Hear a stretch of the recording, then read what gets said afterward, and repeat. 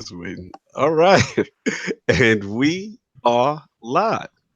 Welcome to the Iron Lords podcast, episode number 84.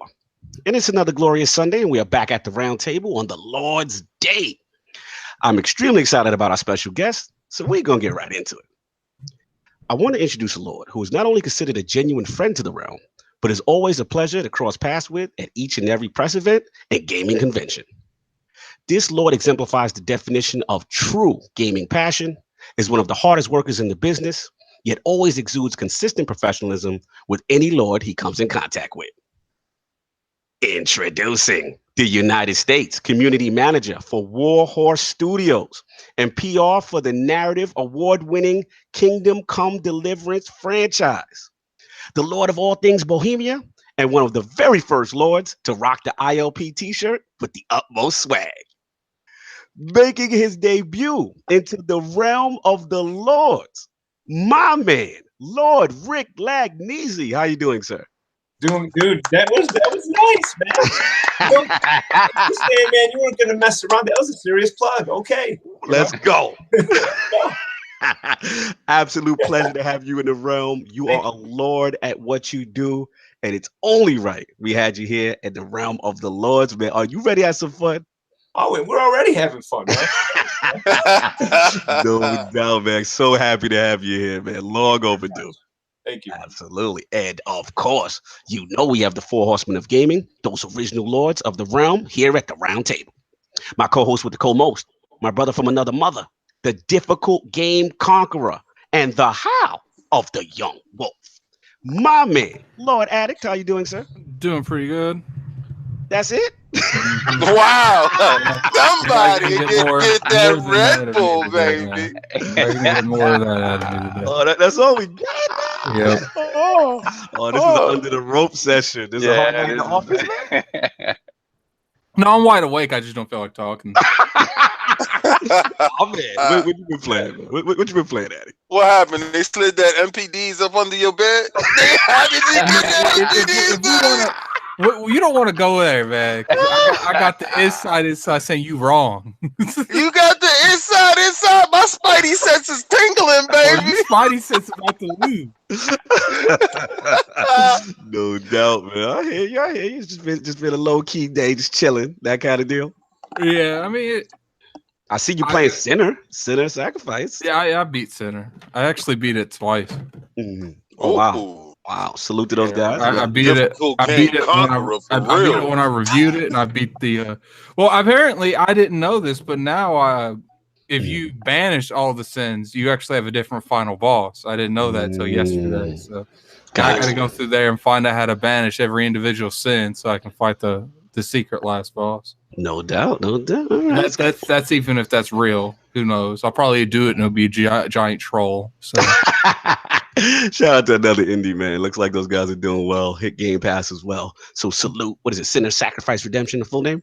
Mm-hmm. You said it's in Game Pass? Yes. Yeah, Game Pass. Big announcement this week. They are in Game Pass. Oh so my salute to those God. guys. We also met them at PAX. Very Look at you acting like you gonna play that. You know what? You know what's funny?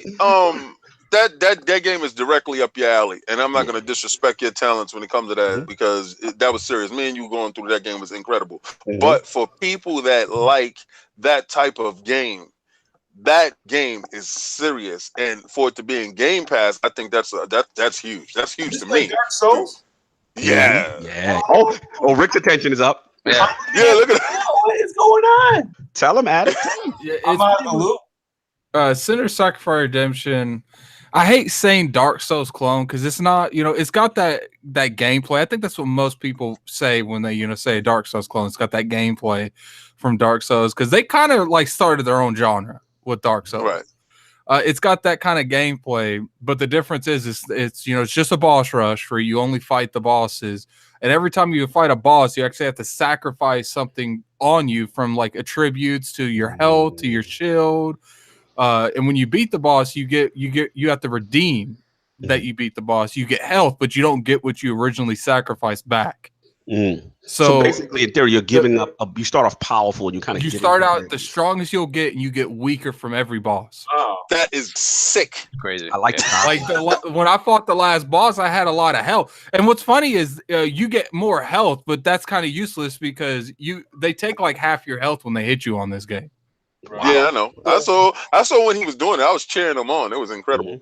So it may have Lord Rick. It may have your attention there, huh? I'm already looking. Yeah. He said Dark Souls. It's on Discord. It's on Discord. Yeah. Okay. Addict, do you have to switch back and forth between the two-handed sword and the sword and the shield, or you could just pick one? You could just use one. I switch back and forth because certain bosses are easier to use the shield with than others. When you fight Lust, because they're all based off of the 7 deadly sins. It's like the worst people in history have been reincarnated into the 7 deadly sins. And when you fight Lust, she's really fast, but if shield can parry her a lot easier. And then when you take her health down to 0, if you don't kill her before she does her transformation, you have to fight a giant worm. Wow. So that can get really. The first time I did it, I killed her before she transformed, and so I thought it was easy. Well, when I did it the second time, I realized, well, how did I do it? Because it wasn't easy. Because I couldn't get her killed. Because I would hit her once or twice, and she would almost be dead. And then she would just transform. I think what I did is I caught my sword on fire the first time. So I did more damage. I think that's what I did. But, Sovereign, we walking away from the game, and he's like looking back at the game like he left a piece of himself there. Yes. Like, man, I'm going to tell you right now, man, I could get back to I could beat that. Yeah, I was right there. I could beat it. He was like a fighter. Like a prize fighter. And you like, put me back in, coach. That kind of hit me. That kind of hit me, but Code Vein, I almost beat that boss, and that frustrated me because he's like, I gotta wait till next year to actually beat him. No, you don't even know. Like I had everyone around the area behind me because that dude was almost dead. Only like 6 people beat it the entire time. Shout out to those guys, Bandai Namco, Dimitri. I believe we also had Pat at Xbox with us. To an inch of health, and I was going at him, and I ran out of stamina. And I started breathing and stuff instead of hitting him. And the dude literally backed. He backed up. He looked at me and he just slapped me. Shout out to Punch. He said, "I watch Addict play it." He said he was raging on that game. No doubt. And of course, we have our most technical gaming lord, the solo gamer who lives for the single player selfish experience, and also the Sostradamus, Mr. Offline Profile Illuminati and Lord Patreon of the Iron Bank, my man, Lord Sovereign. How you doing, sir? I'm doing fantastic, man. 5 days away. I'm getting antsy, man. Friday. You guys are ridiculous. Oh my Lord. What game is this that you're possibly antsy about? I have no idea. I can tell you right now, it's overhyped. He can't wait for horse gonads. That's what he's looking for. 4K gonads. This dude out here wants to play a Wild Wild West simulator. That's all he wants to play. Oh my god. He likes spaghetti westerns, man. You can't take that away from him, man. We grew up on the good, bad, and the ugly, baby. No doubt. So what else you been playing on? So what you in the meantime? I've been playing a little bit of everything, man. I still haven't gone back to Tomb Raider, which is it's sad, but I'll get there. Backlog. The Assassin's Creed Odyssey, been playing a lot of that. Been playing a lot of the Forza Horizon. Those seasonal events, man, in Forza, man.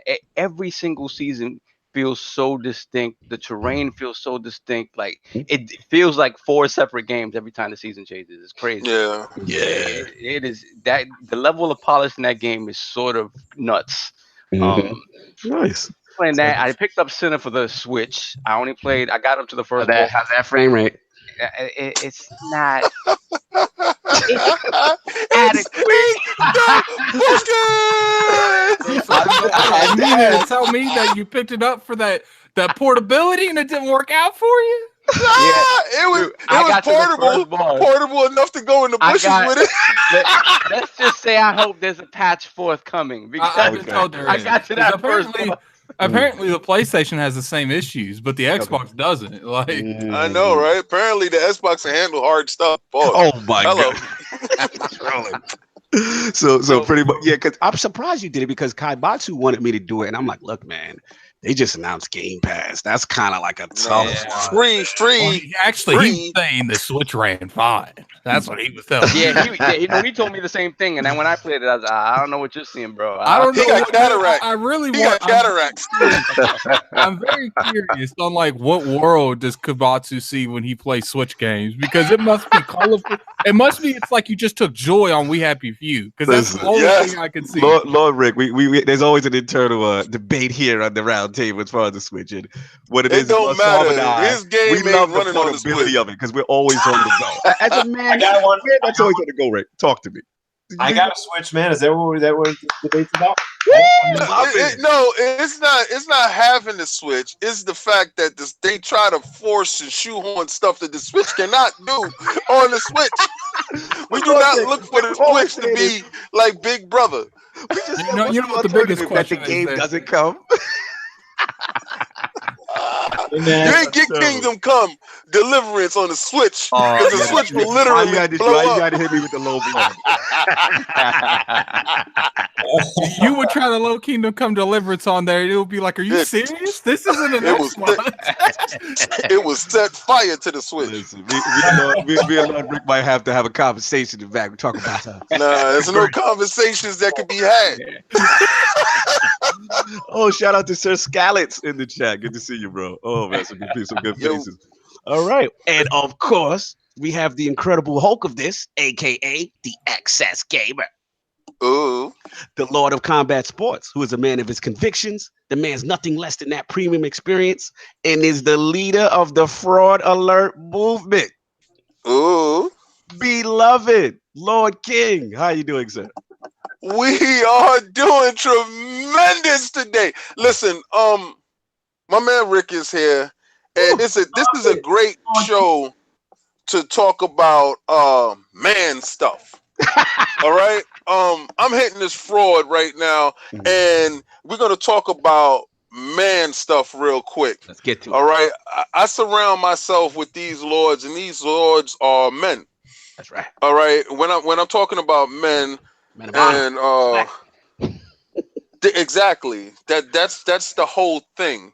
We're stand-up individuals. We're people that we give you our word, and our word is our bond. When you come into this world, you come into this world naked with your voice, and that carries. All right, they smack you on the butt to hear your voice, to know that you are here to make your presence felt.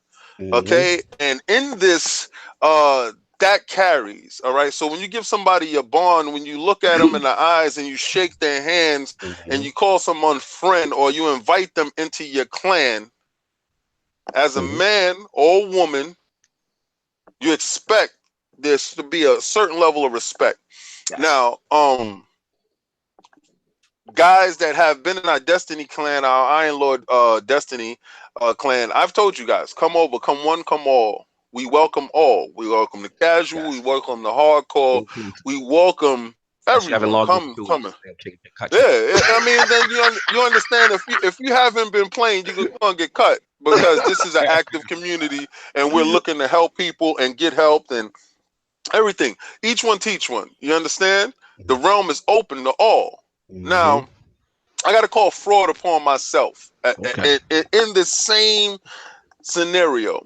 As Cognito is, like, let's say he's the owner of the clan, right? So let's say Cognito is the owner of the clan. I don't think that's the scenario. He is the owner of the clan. well, you got to understand what I'm about to say. I am the manager GM. Yo, the chat is saying hashtag man stuff. This is hilarious, right? I continue. This is y'all about to love this stuff right here.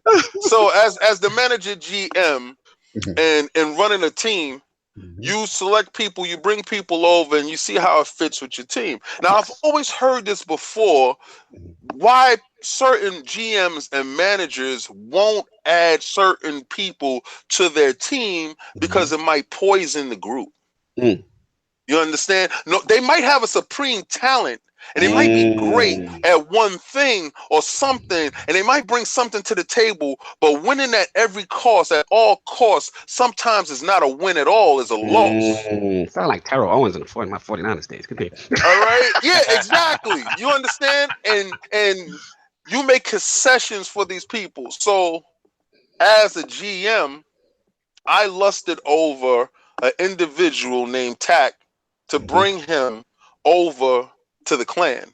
Yes. Because with this individual, I cleared raids, I cleared hard nightfalls. Yes. And he's a supreme talent. But also he's a person who's full of himself. All right. But when he's alone, he's a nice individual. Now, Tack comes with warts. His wart is a player named Hardcore.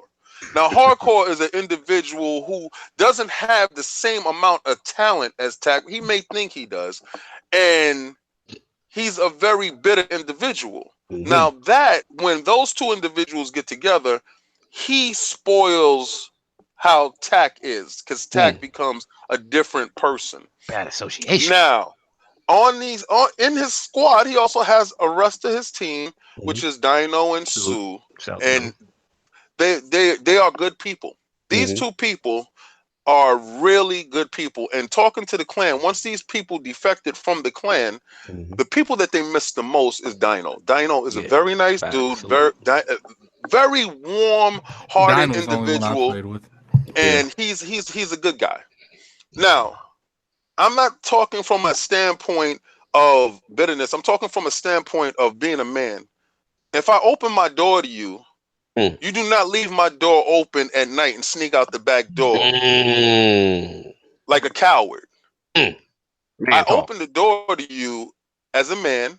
You have the respect as a man.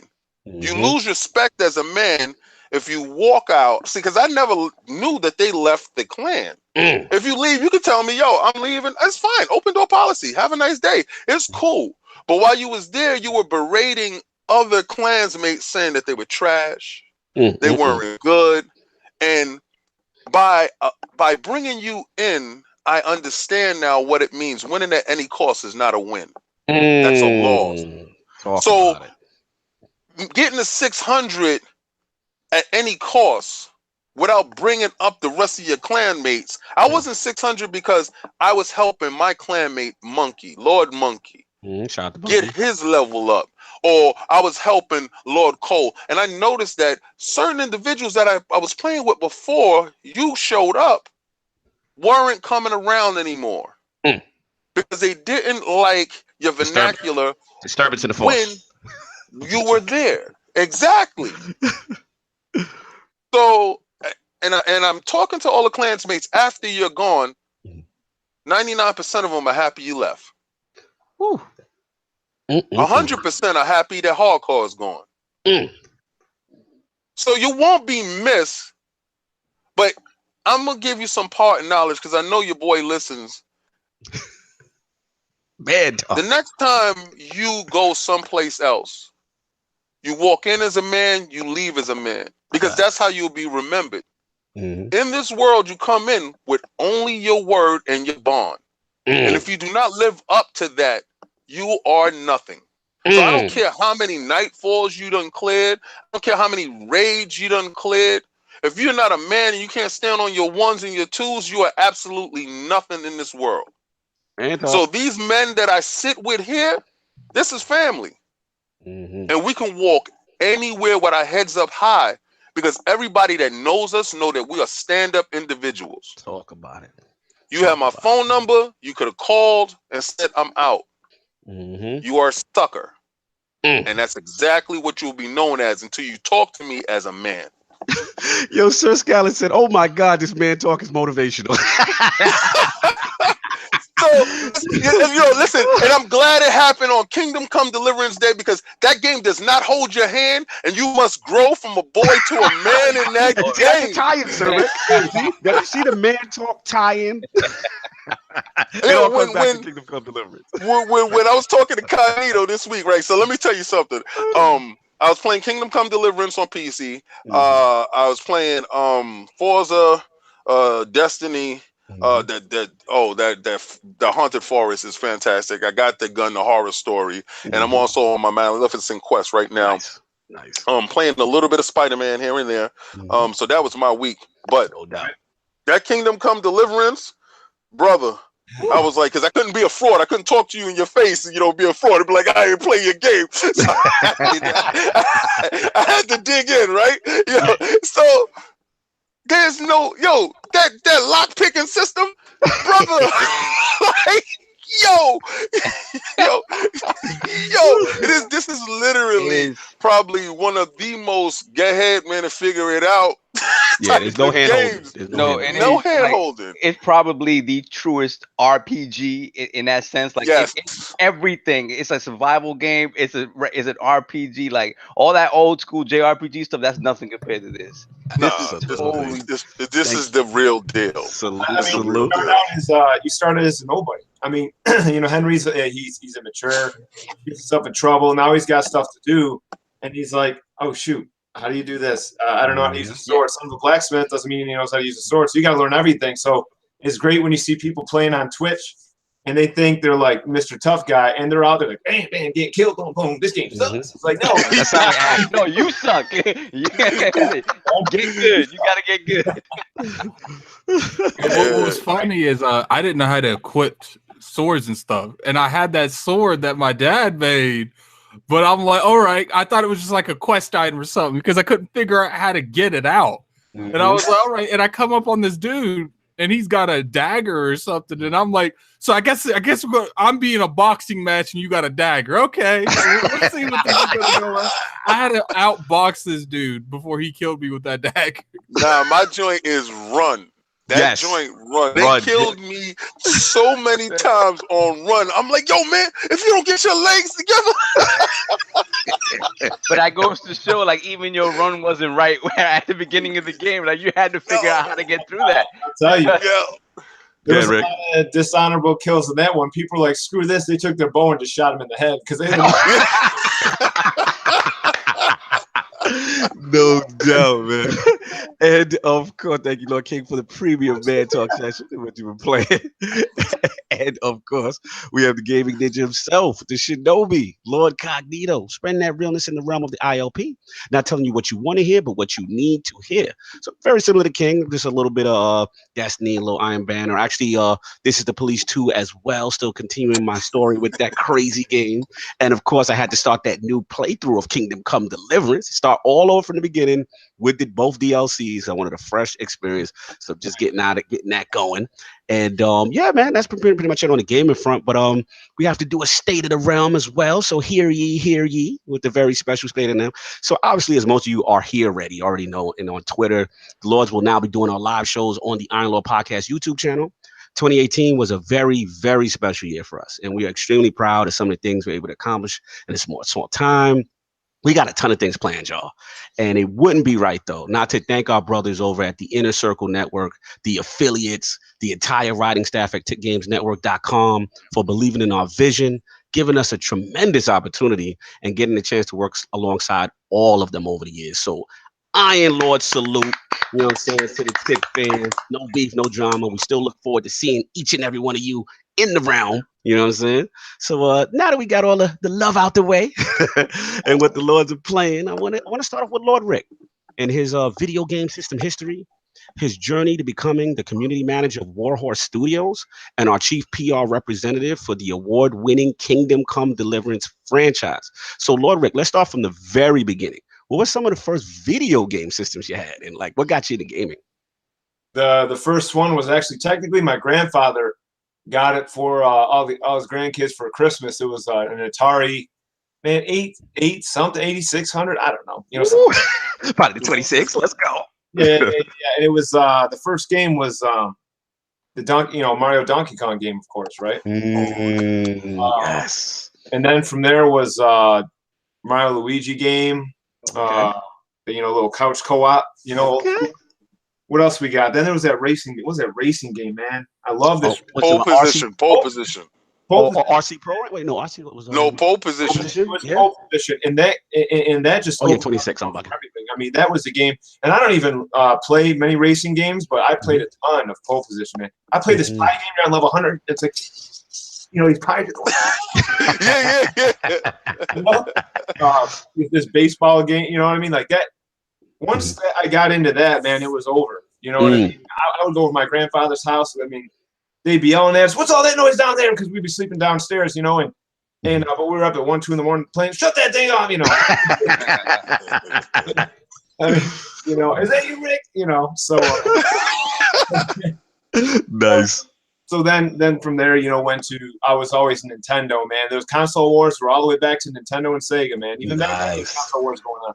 So sorry, I got to slow you back a bit. So being the console was, as we know, right, but back then was pretty even intense back then. Like, how did you survive the Genesis does what Nintendo don't era? How did you survive that when Sega was coming on strong with that Genesis? It's the same thing as always, man. The games, because I was good.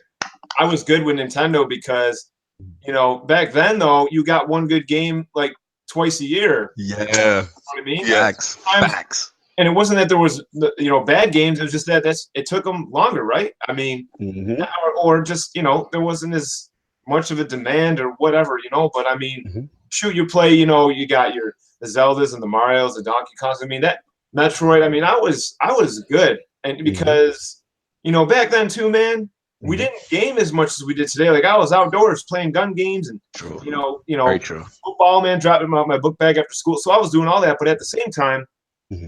If we had all these games we had then, it would be like, oh, play football. No, I got Halo. I got to play some of this, some of that. No. So yeah, Nintendo. Then I went from Nintendo to Super Nintendo. Then I went over to my cousin's house and we played Sega. I remember when they were rubbing it in my face, they were like, "Oh yeah, you can play demos on Sega." You know, I'm like, what's a demo? You know, and that was something that Sega had. No doubt. Anyway, I went from the Super Nintendo to, oh man, I was going to Toys R Us almost every day playing Mario 64.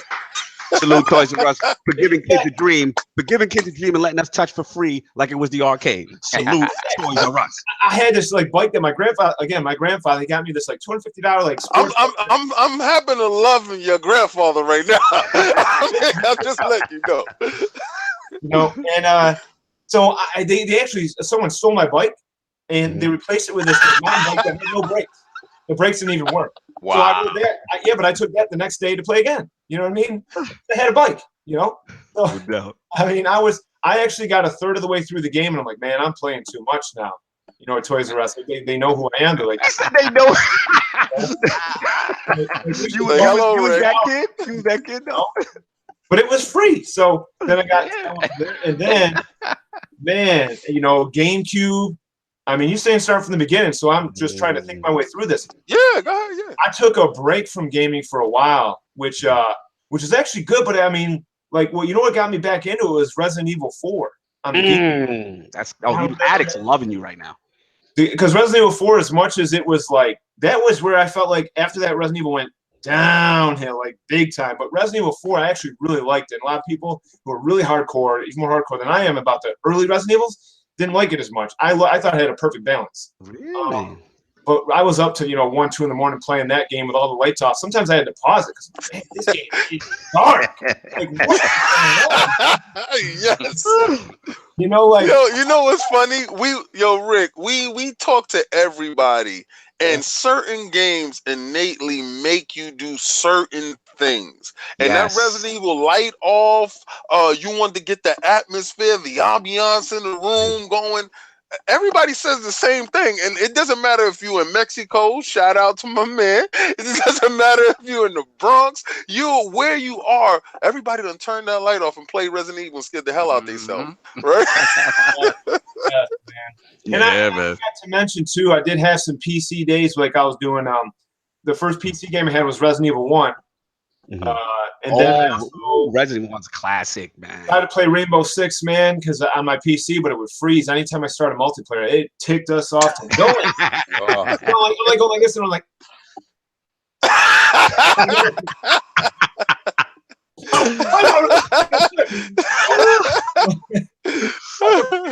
pain a little bit, and I'd be like grenade, and like, you know.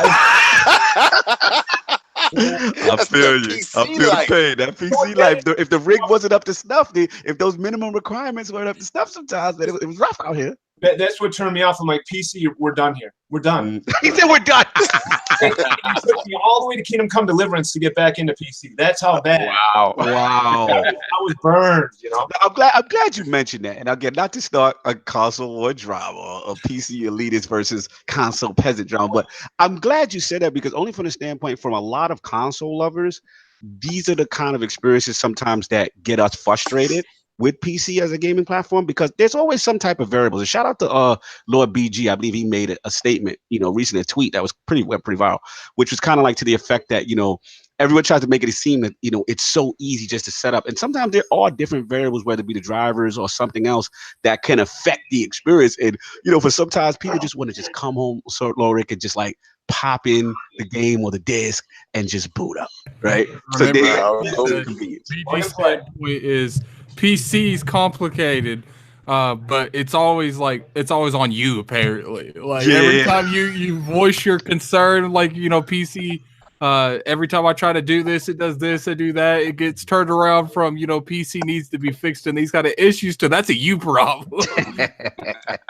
Absolutely. So I'm glad you brought that up, Lauren, because it's funny because we have heard that on occasion. So after that, you came back. Now let me ask you about. I know you mentioned the big Nintendo eras, and the chat is lovely. When you said GameCube, you said Super Nintendo. The chat was definitely loud. Now I didn't hear N64.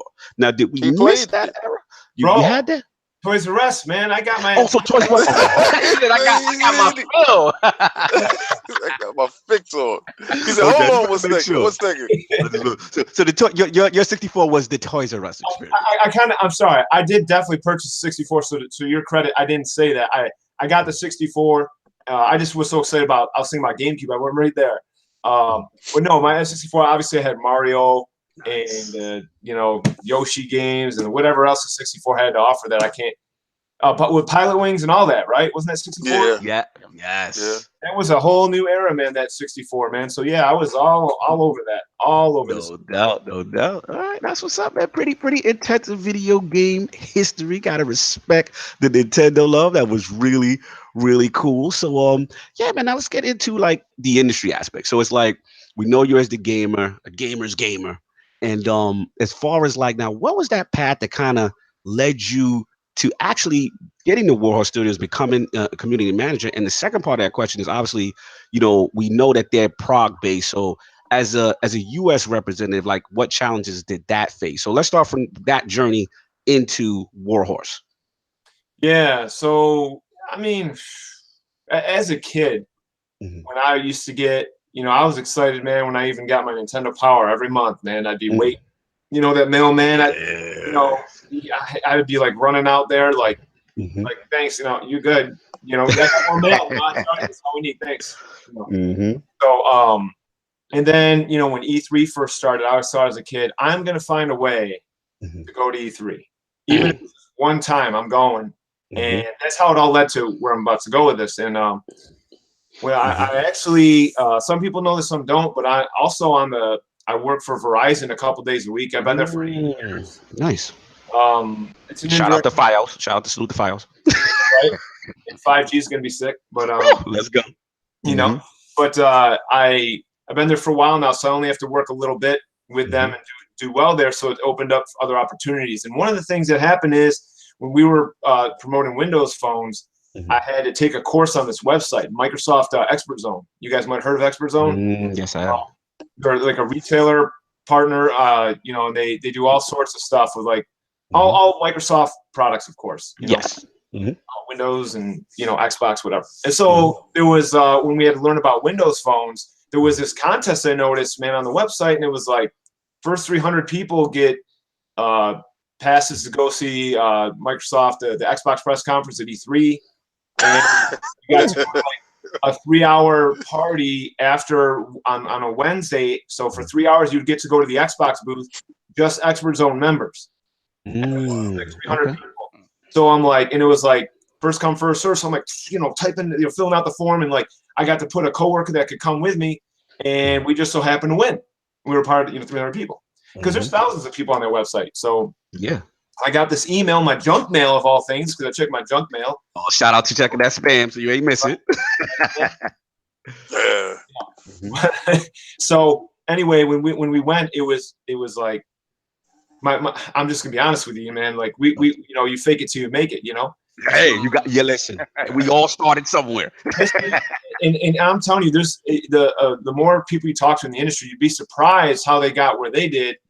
And then so I'm just being, as the kids say, as the cool kids say, I'm keeping it 100. 100, baby. You keeping it 100 in the realm of the Lord. Let's go. Oh, right, I pronounced it wrong. So but I mean, so we went, and I'm like, we're gonna find a way to go to E3. I don't care, we're going in. And listen, I'm just being honest. We were definitely felt like you can always sneak in as part of the help. Oh my God. And getting their badges and stuff. And now I understand more how the industry works. So it's like, I don't know how I would approach it the same way. Not that I would change anything, but so we're going to the security guard, and they're like, you guys don't have an E3 badge, and we didn't know if we actually had some access with this thing, just, whatever. But my buddy had this badge from Verizon. He goes, we're with Verizon. Mm-hmm. He said, yo, Verizon's in the house. And they said, oh, just go. So we were in, and your heart exploded. Your heart exploded. When he said go in, your heart exploded, right? You know what happened? That guard just second doubted himself. What is Verizon doing here? I'm not asking. Just go in.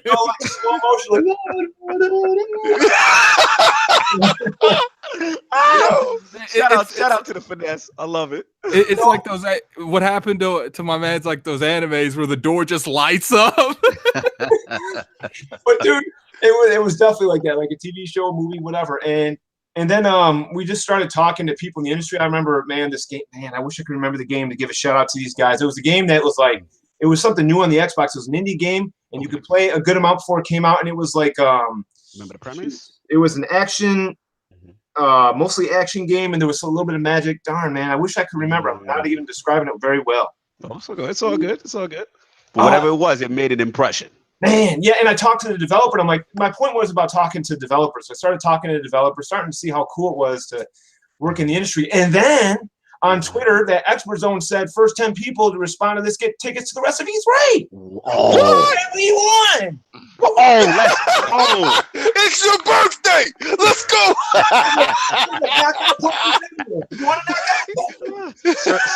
says, was it Battle Frogs? Johan Zell says, was it Castle Crasher? They're trying to figure out that game, man. It was a game I don't think that ever actually made it to the finish. Oh. And I just wish I could remember it. There was like some cool boss battles. It was a 2D. It's all good. We'll get through it. What was a 2D game? I wish I could remember. No worries, man. We'll come back to you another time. So you got in. You guys won now the E3. All right. So you won to get to go to the press conference. You finessed your way in the door. Now you got passes for real. Let's go, Rick. Let's go, Rick.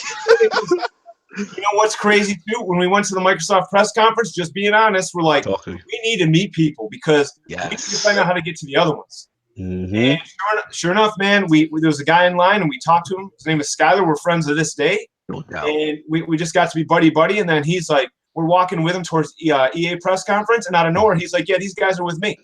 Like, that velvet, bro. That VIP. That's what I'm talking about. Premium experience. Like, this is crazy. Woo! And then that was when they first announced Battlefront, the first one. So we're like, crazy, man. And it was just a teaser. But okay, so each year we were like, we were going to find a way to go every year. And that's right. So now skipping ahead a little bit, because I know I can keep going, man. But like, love it. So on Twitter, and you know what? This is being honest too. So I loved Warhorse, Kingdom Come Deliverance before I knew the guys. My brother-in-law showed me a trailer of the game, and I'm like, I'm just waiting for Magic to come out and win. It's funny to hear you say that now. Well, I'm saying like, all this realism is cool with a Magic game. We're the fireball. We're the fireball. You said that. That is classic. I'm waiting to have it being ruined, because whenever I play a game, I don't care if I will suffer. I will not use Magic if I can help it. Never. I'm the Whoa, you sound like Attic right there. Exactly. Yeah, that's Attic. That's that typical game conqueror stuff. I'm like, William Wallace and all these That's guys. one of the reasons I'm struggling in Neo, because I refuse to use magic. Oh my god! Same thing, brother. I made it through the whole game and I died so much, man. Let me be honest with you. Like I try to be careful with the words that come out of my mouth. I was not careful when I was playing Neo. I was doing everything under the sun, just about everything under the sun. I was so mad. You ever get to the end of the boss battle and like you all of a sudden you freeze. You need 1 or 2 more hits, and then I freeze up, and he kills me. No way.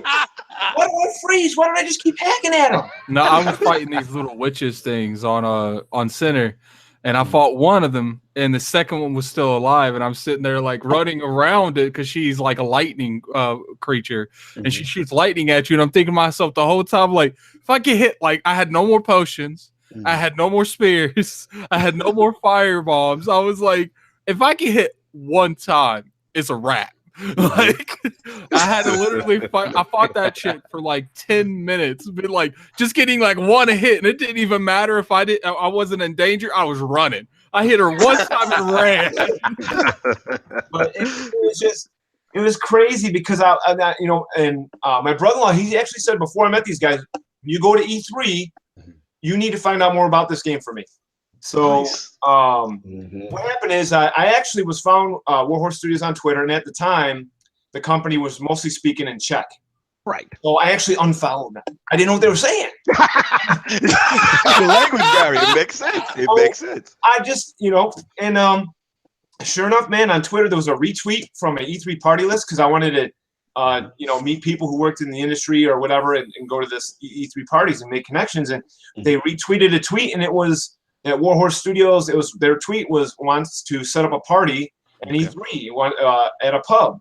Nice. And I just responded right away and I said, I'm in. I'll do it. No doubt. Boss Move says, shout out to Google Translate. I'm dead. Continue. Yeah, for real. Like I use it. I use it heavy. Let's go. You can just hit translate tweet. It's the best. It's the best. I have to do it a lot when working with these guys. But bottom line is, just being honest, that was how everything started. And I met them. Let me be honest with you too. I don't drink. I just don't. I don't like to. He was at the pub asking for water. No, that is true. That is, I can personally confirm this. I had water at the pub. Yes. He said, let me get a tall glass of your finest agua. Thank you. Yes, I've made my rounds with Lord Rick. And Lord Rick is. When I go, man, I'm like, guys, round the water's on me. I got it. Yes. He will order the most premium glass of water. He said, I got that Poland Springs on TidApp. So it was good, man. It was fans were they had me host it, which was insane. Wow. And I was by the way, prior to this, I'm talking to Toby, our PR manager. Salute to Toby. Got a chance to meet him. Good dude. Yeah, JR marketing manager now. And I'm talking to these guys like several days a week, because they take it very serious, reaching out to the community, and like they gave me a chance, man. Like, and what happened is, normally when you work for their studio or any company you work with, you gotta be there.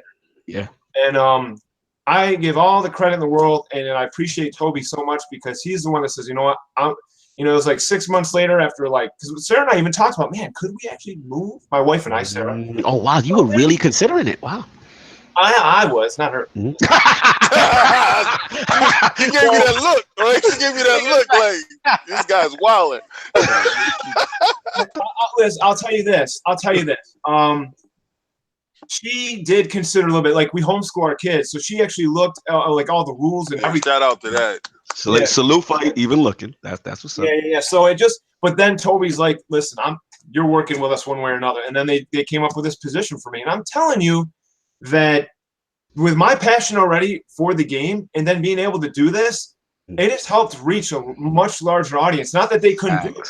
That's why they hired me to do it. And I'm telling you, this is why the company Warhorse, sure, we've had ups and downs. We're always working to make the game better, and we've never shied from that. But they're always trying to do the best they can to reach out, and I love them for that, man.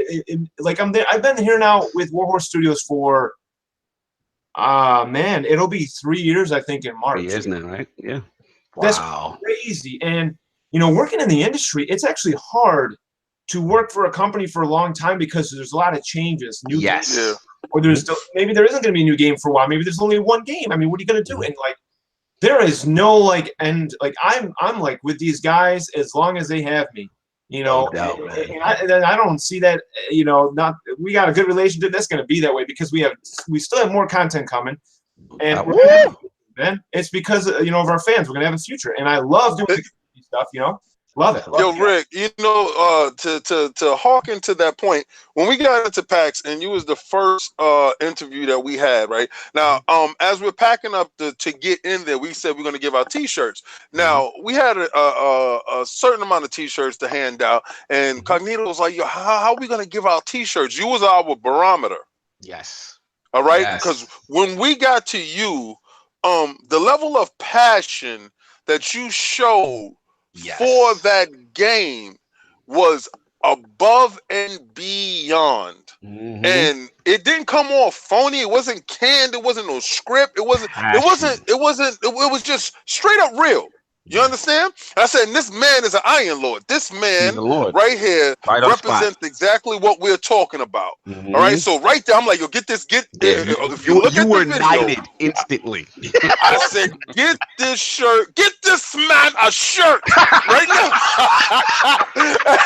And listen, so we went to other developers, and he was the barometer. Not many people got that shirt. You're right. Not many people got that shirt. All right.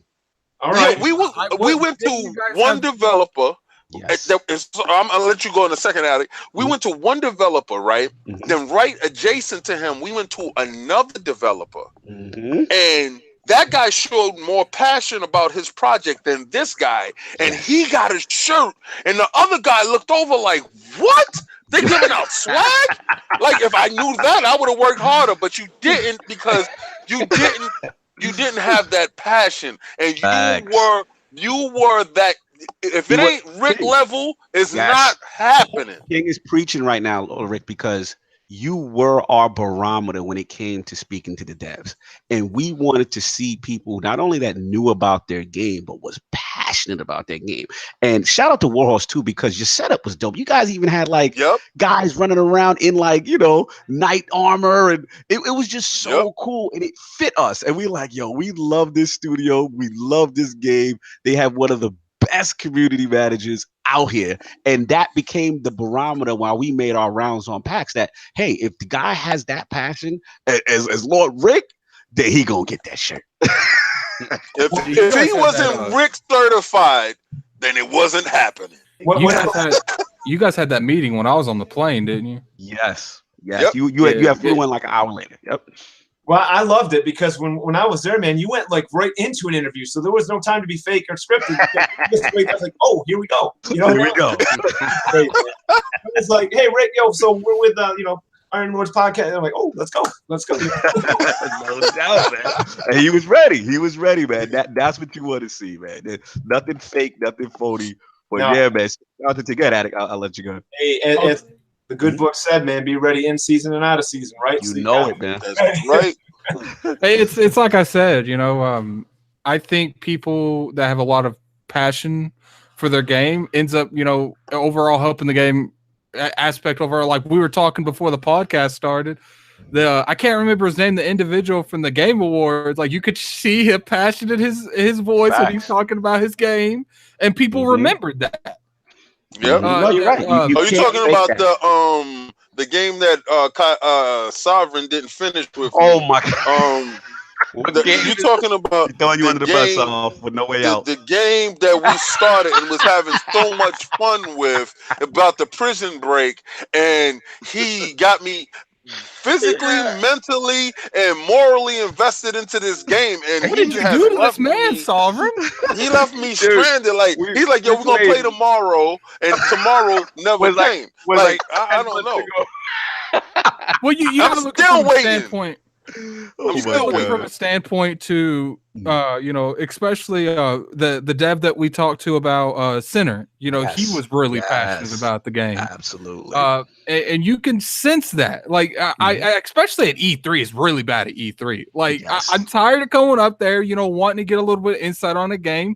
and it's just someone that was hired to sit there and greet you. Like, Shout out to those dudes. We didn't get that from Rick at all. It was he was well, that's because he actually is part of the project. A lot of these companies will hire outside work to just hold up that hold the spot. And this wasn't the case. Absolutely. We'll get back on track real quick. But so like for those living under a rock, Lord Rick, like, or just not familiar with Kingdom Come Deliverance, like, tell us about the origin of KCD, the Kickstarter pitch, like to have it based in that authentic time period with the human simulation, the combat, the realism, and then finally the decision that, in my opinion, made KCD a cult classic, which was not to include that magic or the dragons in the Vayne or Skyrim or whatever. So let's start from that beginning. Like, tell me about, for anyone that doesn't know about Kingdom Come Deliverance to this point, tell us about that, man. Yeah, so Dan Varver is our creative director, who also was the creative director behind Mafia 1 and 2. And we have Martin Klima, who's our executive producer.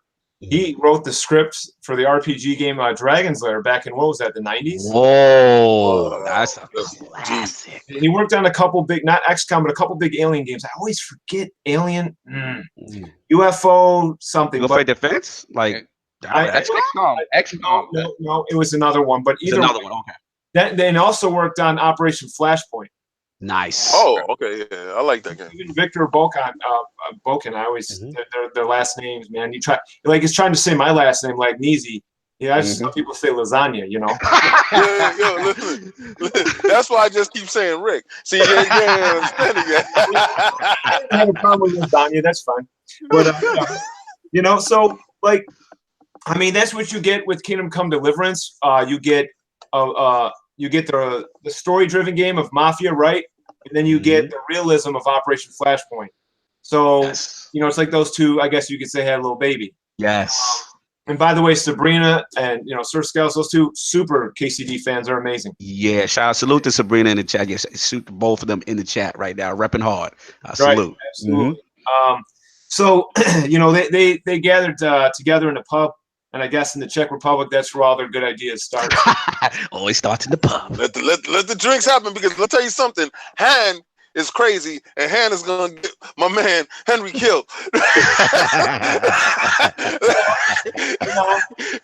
So, I mean, you know, they wanted to make a game based on medieval, you know, European history that's, you know, closer to their region too, right? And it's something that actually has never been done before. Right. I mean, the game takes place in the early 15th century, where the Holy Roman Empire was really going on. You know, you always think of Rome and Italy as like, man, this is what shaped a lot of things that came to happen, was what happened in Bohemia, you know, which is modern day Czech Republic.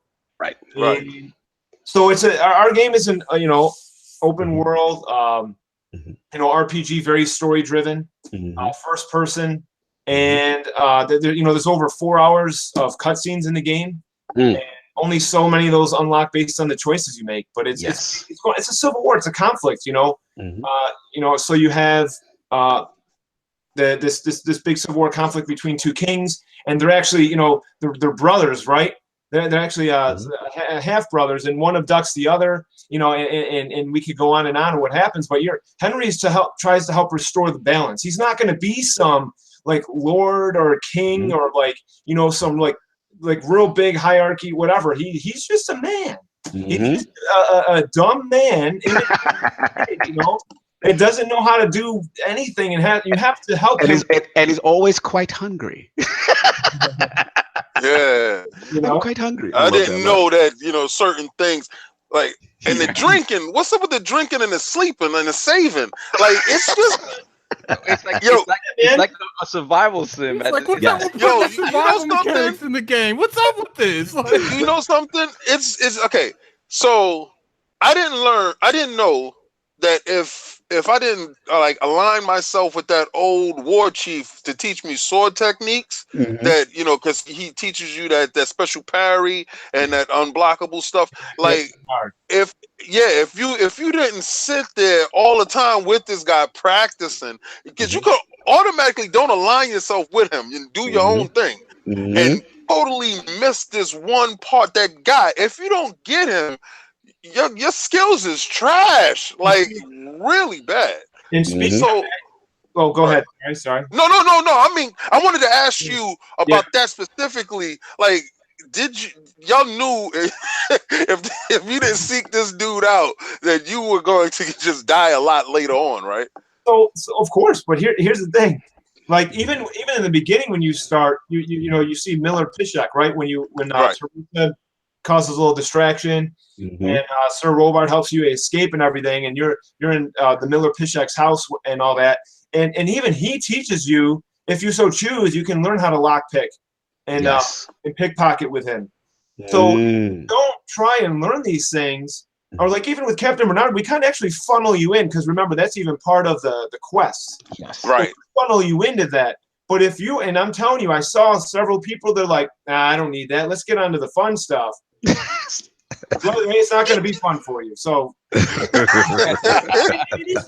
you're like Dark Souls, it's like that sort of thing, like me, then do it. Because I have no problem dying. I may get pretty ticked off sometimes. Don't get me wrong. I mean, like.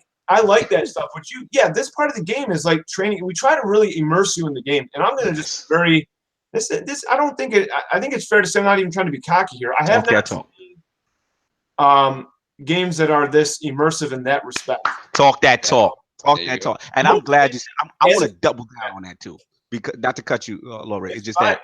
Fine. I think what makes the game, why it has such a cult following, why people love it so much is because, let's be honest, the genre is kind of oversaturated with the dragons, the magic, that kind of a deal. So when you see something based on realism, and like you said, Henry's just this normal guy, right? He's got to eat, he's got to sleep, he's got to train. Man, I had to try to kill a rabbit with that bow. Oh my God! and it kept dropping short of the rabbit. It kept... My God, man! Yeah, man. So yeah, absolutely. So it's just like when I see something like that, it's like shout out to Johan Zell in the chat. It's almost like a life simulator. This is how I relate. It's like a little bit of Skyrim with a little bit of like Mass Effect dialogue choices with this life simulator aspect all combined into like one of my favorite time periods of all time. What's funny is the battle system is like so unorthodox. It kind of reminds me of like a more in-depth version of For Honor. Yeah, like For Honor only got 3 positions. This game got like 5. Oh yeah. And this dude comes up and he starts like pushing his chest at me. I'm like, all right, let's go. And I'm thinking, normally I'd be cocky and I'd say you about to get this business, but I don't know. It's about right now. And the last point I'll make, and I'll give it back to Rick, is that for old school heads, Sov and King may remember, like it almost Kingsfield, and also a little bit of Bushido Blade with the combat. You know what I'm saying? So these are like a lot of feels that I got from it. But go on, little Rick, man. We love this thing. No, it's good. It's good. But going back to like the Kickstarter, our slogan was Dungeons and No Dragons. Nice. Yeah. And obviously we stressed on the no magic, and because that's something you just really haven't seen, and especially when we base it off history, not 100%. It's a video game. We're gonna cheat. Right. I mean, it's not a 1-to-1 ratio in the game of the map, but the towns, the cities were actually, those were there, and even the castles. We had actually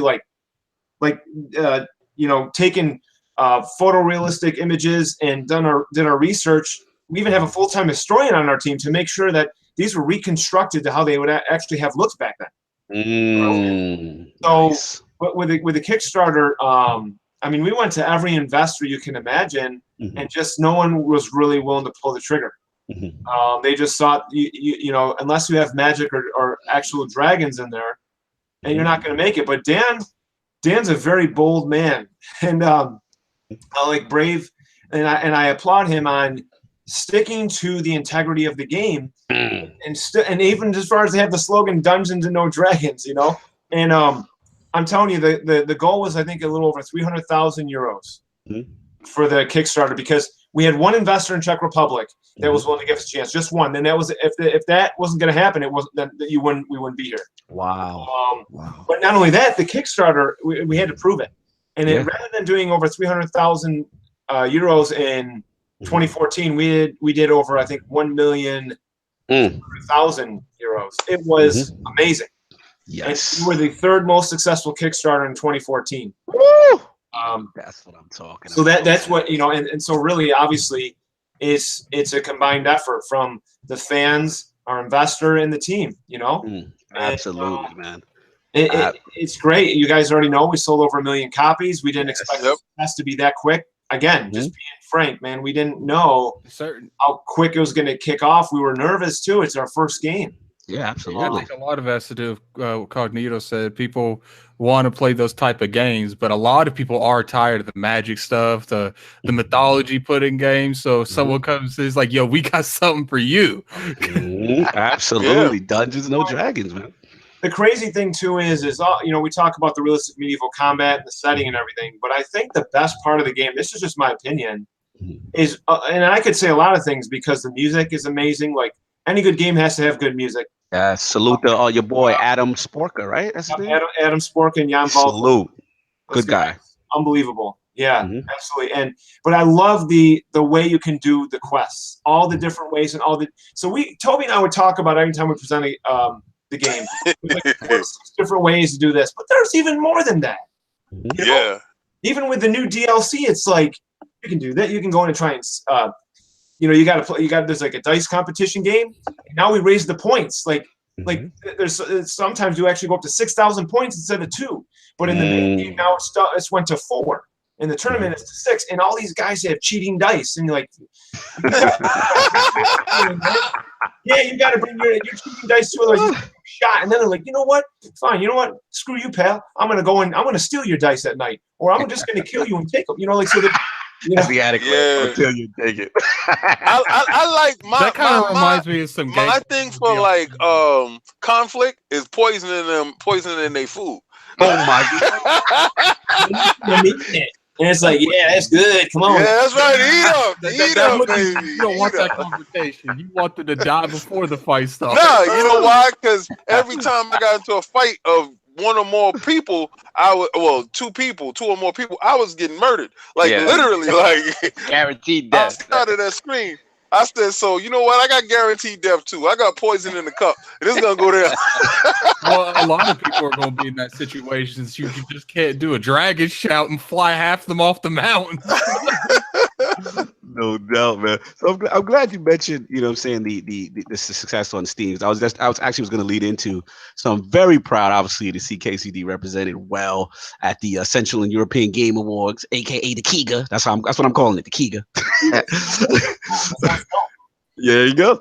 And you guys actually got nominated in multiple categories, and but you also came home the Best Narrative Award. So I want you to talk about that experience as well as the KCD going platinum on Steam Shop as the top seller for 2018.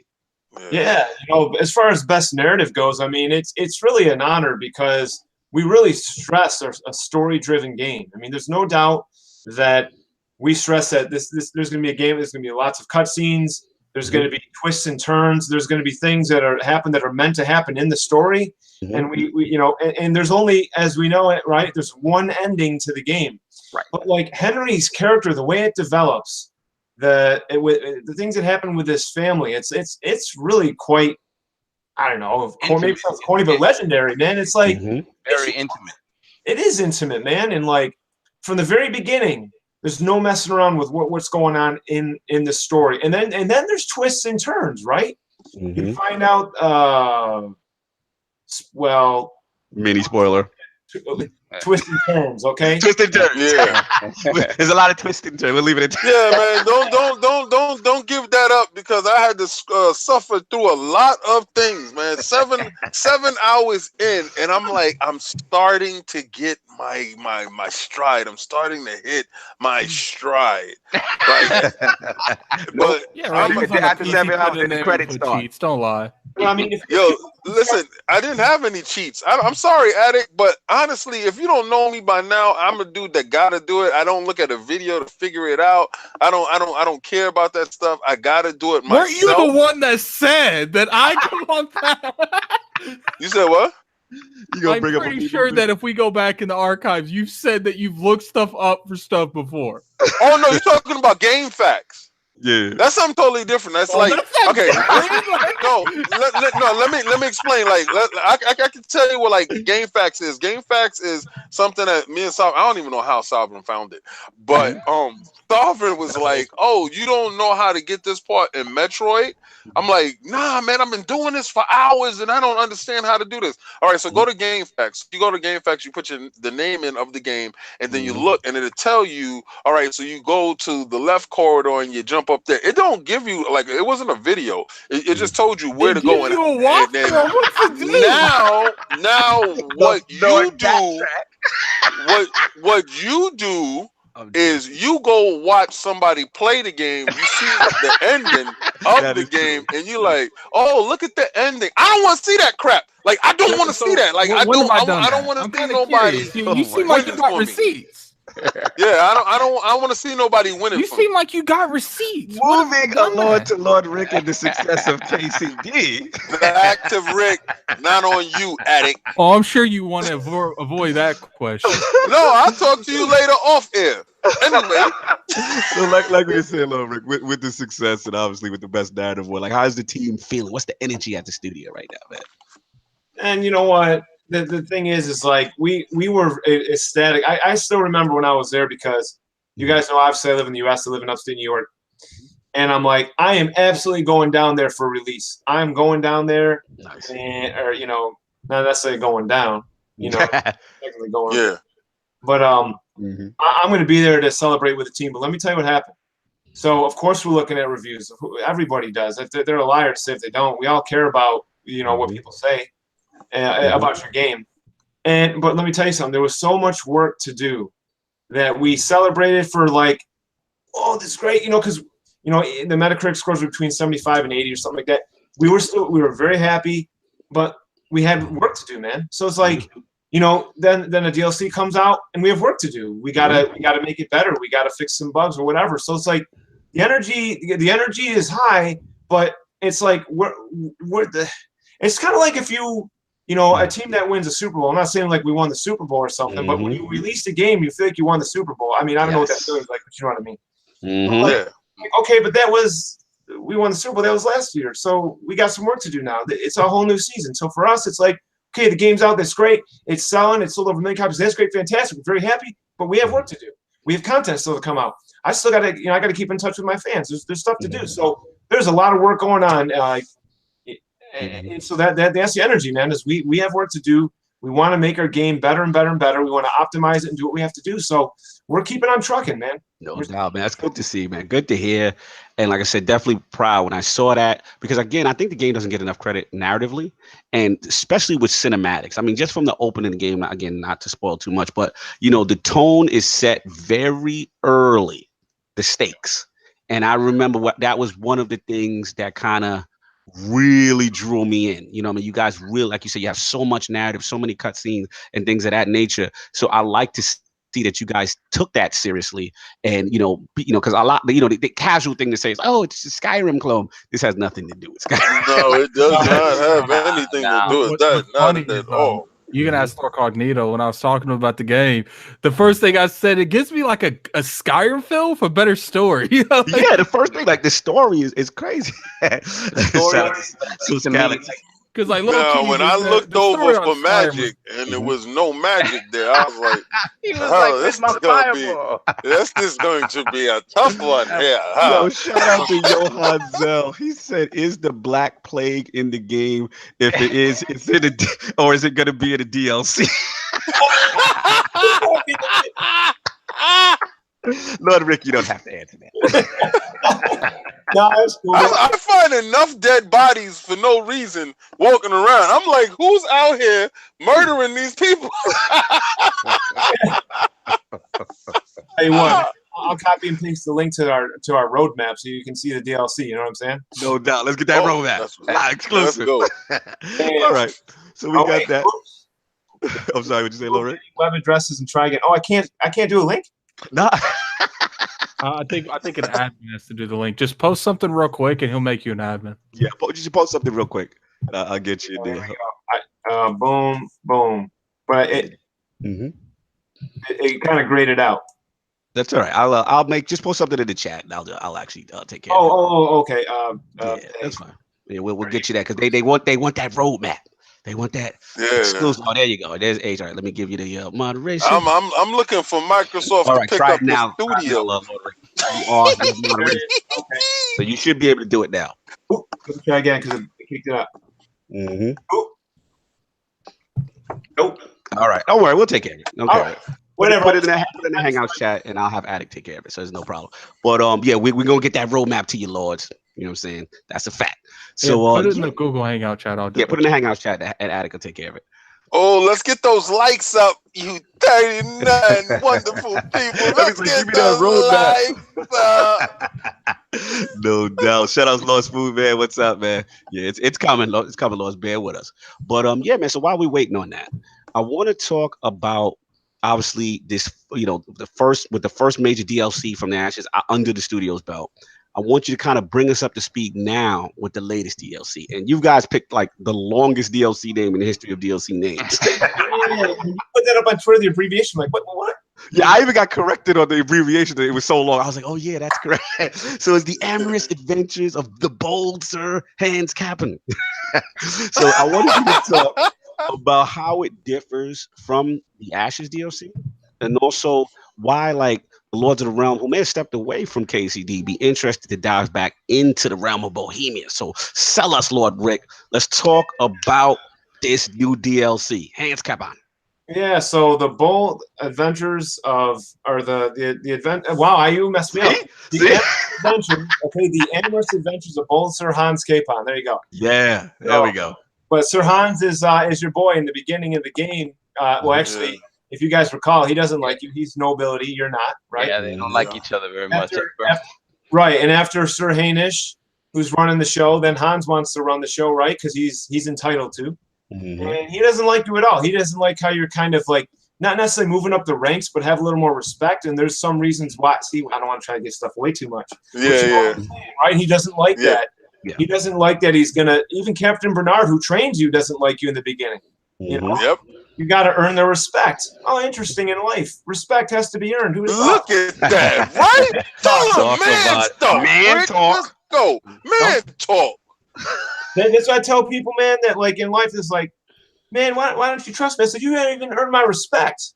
Mm-hmm. There we go. Respect and I'll trust you. You know. There we go. Anyway, mm-hmm. Food for thought. You know. Food for thought. So So throughout the story, Hans and Henry start to, they get more, respect, right? Mm-hmm. But in the beginning, they get a little fist fight, they have a little competition, archery, a little combat, and all that stuff. And even in this DLC, you still see Hans clearly wants to let you know he's the Lord, right? Exactly.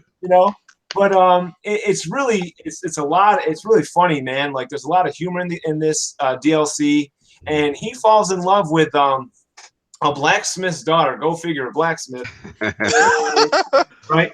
And but the thing is blacksmith, that's lower class status. Okay. Mm-hmm. So he falls in love with Carolina. Catalina. That's exactly how he enunciated it. I love it in the trailer. It's hilarious. Yeah. So but he wants you to help him woo her over, and he says it's like the latest fashion in France, like the stealth kind of love, amour, you know how you don't understand. I try to speak a little bit French. I took 4 years Francais, but I remember. A lot of it would be je ne comprends le français, which means I don't understand French. Salute. But so he wants you to get. He has a letter. He wants you to sneak into her room so that she can take a look at it and start to get wooed by him. Mm-hmm. And also, he had his great grandmother's necklace, a very beautiful necklace, but he lost it when he was gambling. The idiot. Yes. And he wants you to go get it back. But you find out, and again, this is something that we've already kind of talked about, so it's not necessarily a spoiler, but the guy who won it from Hans, he was murdered. So once you find that out, then you need to go and find the guy who was responsible or whatever. And then you have to, because you want to get this necklace for her. And so you need to go into this camp and it's kind of like secluded and it's not really well known. So you have to talk to the right people, right guy or whatever to find this place. But also to the guy that has been murdered, you kind of, in a roundabout way, they actually don't. Man, I just don't want to give it all. No, you don't want to smile. I know. You go into this camp and you do some investigation and stuff, and there's like a dice competition thing, and like we were talking about earlier and stuff, and it's really kind of cool because with any DLC or any game, you can blow through it. You can go through it real quick. And with our game, there's a lot of different ways you can do things, and I like how I have different save points. So I'll actually go back and try a different way because then you get to see how it would happen a different way because sometimes you have a different cutscene. You have this will happen, that will happen. Nice. So when you're in that camp, there's just so many different ways you can approach it. Take part in the dice tournament, but even if you lose, maybe you can find out who did this or that, and talk this person into, listen, I need this, and I'll maybe buy it off you, or maybe at night when they're sleeping, I'll go steal it. Maybe I'll just kill the whole camp. You can try it hard, right? Because there's a lot of, you know what I'm saying? But and then there's other things, and then like when Hans, sneaks into Carolina's room, like you have to kind of like distract her father and stuff who's outside, who's wondering what's all this noise at night. And I almost got, not to cut you, but it almost gives me like Romeo and Juliet vibes, but a comedy on some levels too. With Henry trying to help Hans get his macking up. Swerve game. Yes. Man talk, y'all. Man talk. of our podcast here. Exactly. The D. Man talk is the D. That's right. So the thing is, like, there's a lot of, because like, and then you get to see your boy, and if you've played through the game a little bit, the charlatan, and that guy. I love that man. He's crazy though, because he's like selling these potions and say they'll do all sorts of things, which we obviously know in the game there's no magic, but he makes them like it's magic, and he like sells this and that, and he's just like playing the game, and he's a baller. It's not like the speaker in He's Destiny. he's like Russell West Dickens from Red Dead. He did all these fake potions and like. I call him the medieval baller because he was. Oh yeah, Mark Cerny. Oh my God. Oh, easy. Continue, Lord. You have to, and that's where you got to get this like thing to allure her, this like potion for Hans, man, and like it's just then he gives you a recipe and all this magic stuff he's gonna do. It's just fun, man. It's a lot of fun, and I always recommend when you play our DLCs or you play the story. Sometimes I even get a certain save spot because there are times too where you can fail to do something. If you fail, you can cut yourself short. Yes. Yeah. So you could like in the when you're rebuilding Privy-Slavitz, man, you can screw all that up, and you can stop paying people to get mad. They're like, we're done here. And guess what? You're not the bailiff anymore. And it's kind of like something else.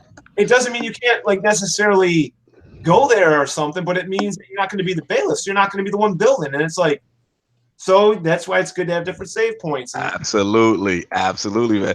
Yeah, that's the part about it. It's really cool, and it to me, it's a refreshing take. You know what I'm saying? Because obviously we've had the other DLC, which is From the Ashes, and that's the vibe I got from that. With that, and the hardcore mode was also like more for the advanced player who had all this money, who had kind of like beat the game, and they didn't have other things to do, and I felt that kind of satisfied that. Whereas this is like definitely a change of pace, and for me personally, I want to talk about is that tournament mode. You know what I'm saying? Because we know there's some lords out here that really got good at the KCD fighting system. So tell us about that. Let's get the sell on with that part.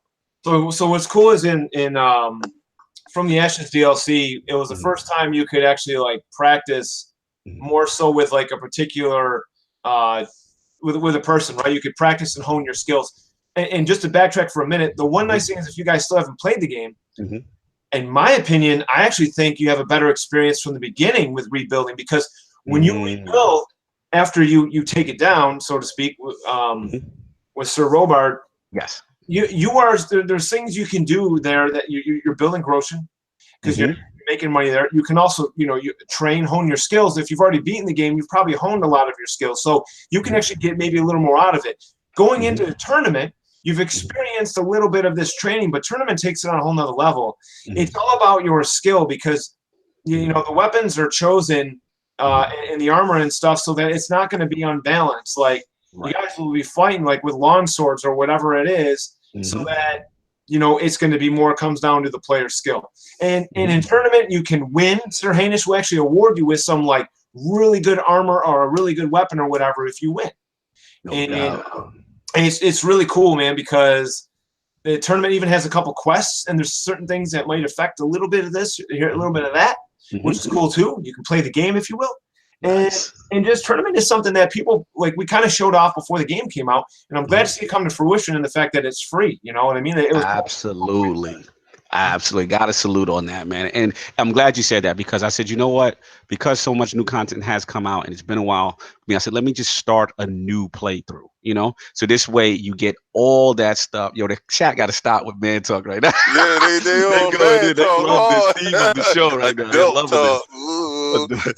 But yeah, man, I had to do it because at the end of the day, it's like, you want that the fresh coat of paint, everything combined into one seamless experience. And also, Lords, we put in that DLC roadmap in the chat so you guys can also see what else is coming up, because it look like some real cool stuff. And one of the last things I want to ask you was just about patch 1.7. So we know that's just been released. Now, I got to keep it true with you, Lord Rick, in the realm of the Lord. It's full disclosure. Now, as ambitious and as amazing as this game is, right, there was some very tough bugs and glitches that kind of prevented progress at times, lock picking included, in the beginning. So I need you to do me a favor, right? I need you to talk to the Lord. Talk to a guy like my guy, Lord Fonzarelli, who loves your game. Right, he was a huge fan at launch, but he just couldn't take it anymore after a certain point. So he loved the idea, but he stepped away. So, what could we say now with patch 1.7? Could we say to him to kind of bring him back, to make him give KCD that second shot? Talk to us. Well, we went from we started at patch 1.1 or whatever, patch 1, 1.1, whatever. Now we're on 1.7, so it's come a long way, man. And, exactly. Even when I played on just about all platforms with the game, of course, and for presentations, I played it at home. Obviously, I had to do my own little testing, whatever, on Steam. And I played. I want to do my own playthrough without any. This was the untouched one, the one I didn't test on. I wanted to go into this naked like everyone else in a way. Like I want to do my own playthrough the way I want, rather than doing it a certain way because of testing this and that. And even way back when, at least I myself hadn't experienced any bugs that were causing me to play, that prevented me from playing any further. However, there was for some people, there definitely was. Patch 1.7. Now we actually started to spend time even in more like optimizing it. So even textures and pop-ins and things, there's stuff that has gone. It's just come a long way. There's no denying that for a game this size, we had stuff we had to work on. And so if you from coming back then to now, well, we've actually totally revamped. I don't know about totally, but we've revamped the lockpicking. It actually made it easier. Nice. From when it first came out on consoles. And somebody's echoing. Just give a heads up. I don't know. Yeah. Well, also we even with the saving, we added a save and exit.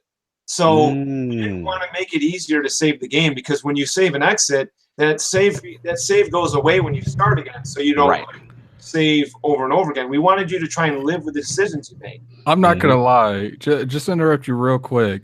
When I found out you needed to drink alcohol to save, I was like, Snaps. That was a controversial decision, though. But I will be honest, though, I did respect it in the beginning, because it's like it made every save meaningful. Like you had to think about when to say how it says on the item after it says you need to drink this. I think it said potion. I can't remember if it did or not.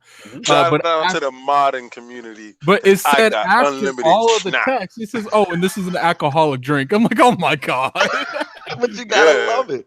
They really went for the hardcore. So because again, this isn't. There are some auto saves when you get to certain parts of the game, and actually, as we at Pasha, we added a couple more of autosaves, but we didn't want to change the tone of the game.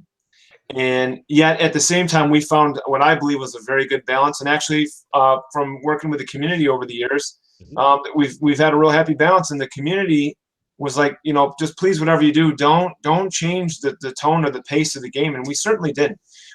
We just made more, like, it was very reasonable to add a save and exit feature to where if you have to get going, you know, you don't have to worry about, like, especially if you have a family or a child jumping in another app and shutting that game down because they jumped into another game or, you know, something like that.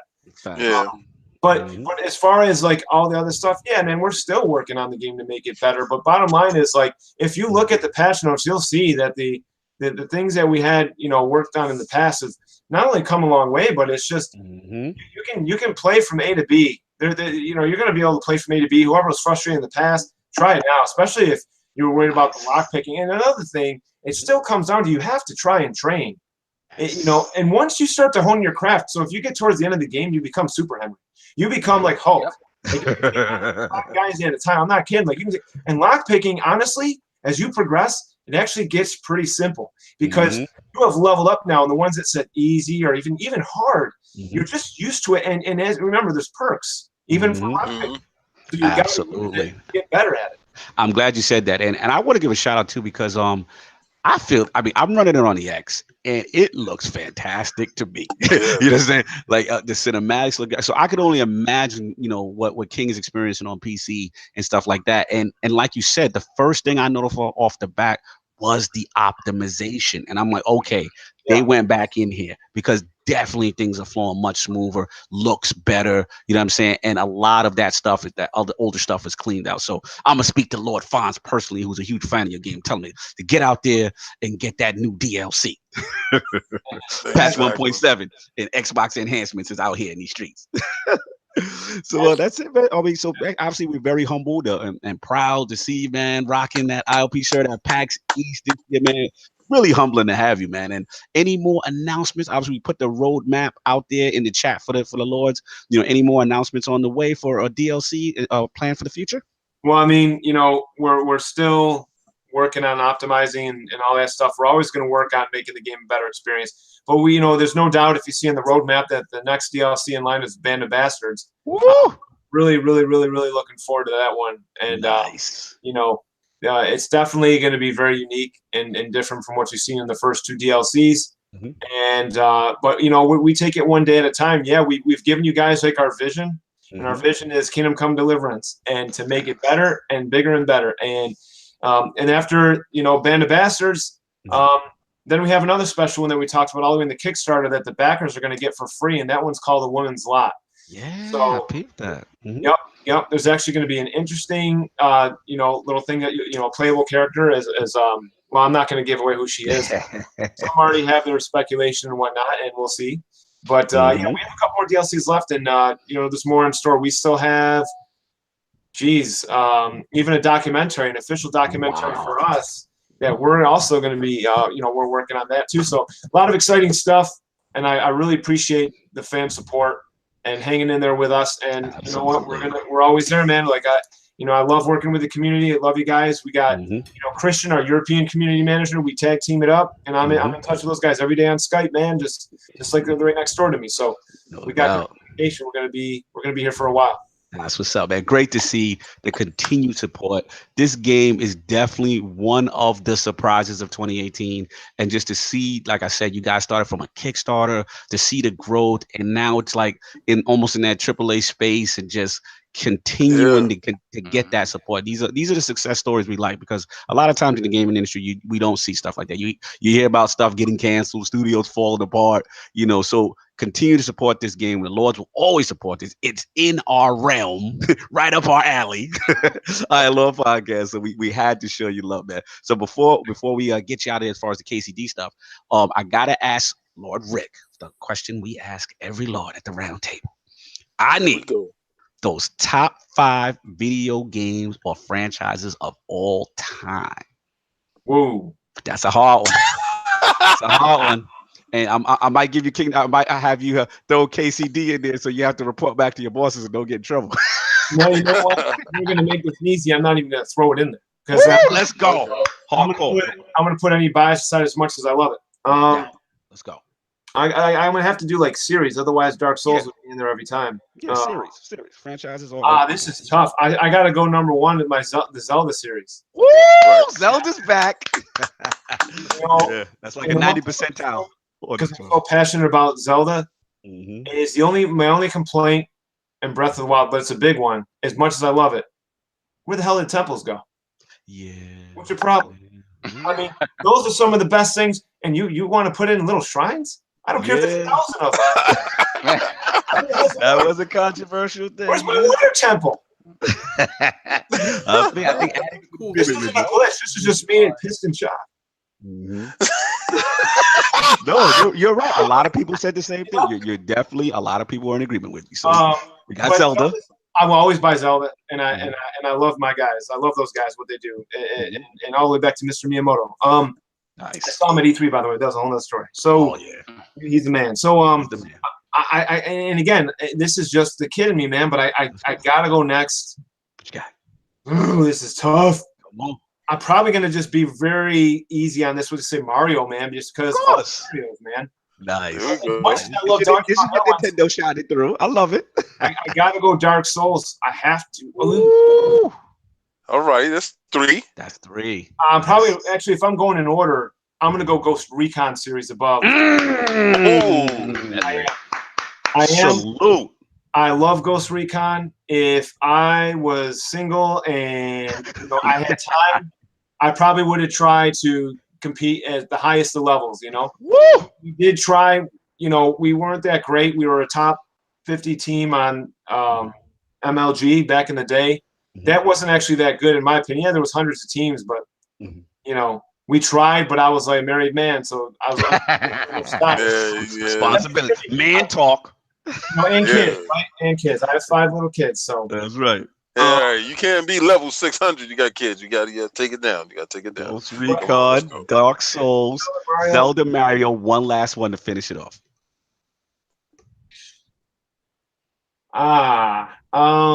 One last one. And again, it doesn't have to. It's something that personally affected you, that as far as your gaming history. I got to go with Resident Evil 1 through 4. It is. Salute. It is. I have to. Iconic. There'd be a lot of what you call it. Not forgot to mention honorable mentions, man. I'd have a lot of honorable mentions. Go, give me an honorable mention. Let's see here. And again, I got to think about this one because now remember when I was a kid, man, I never really played Sega. I never really played PS4 games, so I missed out on the God of War and stuff, and all the the really good Uncharted and stuff. Even though I have the latest ones.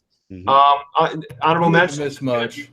Rainbow Six series, Far Cry series. Nice. What else? I'm gonna try and think here about some other that I just automatically get. Red Dead Redemption. Of course. No. Saul was loving it. Saul was awake. Yeah. Listen, Starboard, he just threw that bone at you. Really. I'm gonna go back Tecmo Super Bowl. Oh, let's go. Tecmo. Let's put in a ton of time on that, man. Ton of time on Tecmo, man. And Street Fighter, man, the old Street Fighters. Now when they had the combos like. None of the crazy stuff. Just the essence. Yeah, the joint that I've seen somebody get stabbed over. What else sci-fi? I hate that sci-fi crap that came into it. It's like too much sci-fi. So I'm done. I've been done. Tremendous, man. Oh my God, just a tremendous list. I'll have to stop there, man, because I can keep going. Salute, man. Yo, dude, that was a tremendous list, man. Absolutely. We're going to get into the show. Hopefully, you can still rock with us for a little bit. I know you got things you got to do, so if you got to leave, you got to leave. I completely understand, Rick. But we got a couple more topics and roll out. So let's get the show popping. Last week's poll results are in, and the people have spoken to the question: if Microsoft's Project X Cloud proves to live up to expectation with minimal latency and a legitimate, seamless console streaming experience, would you consider it as an option for your remote gaming needs?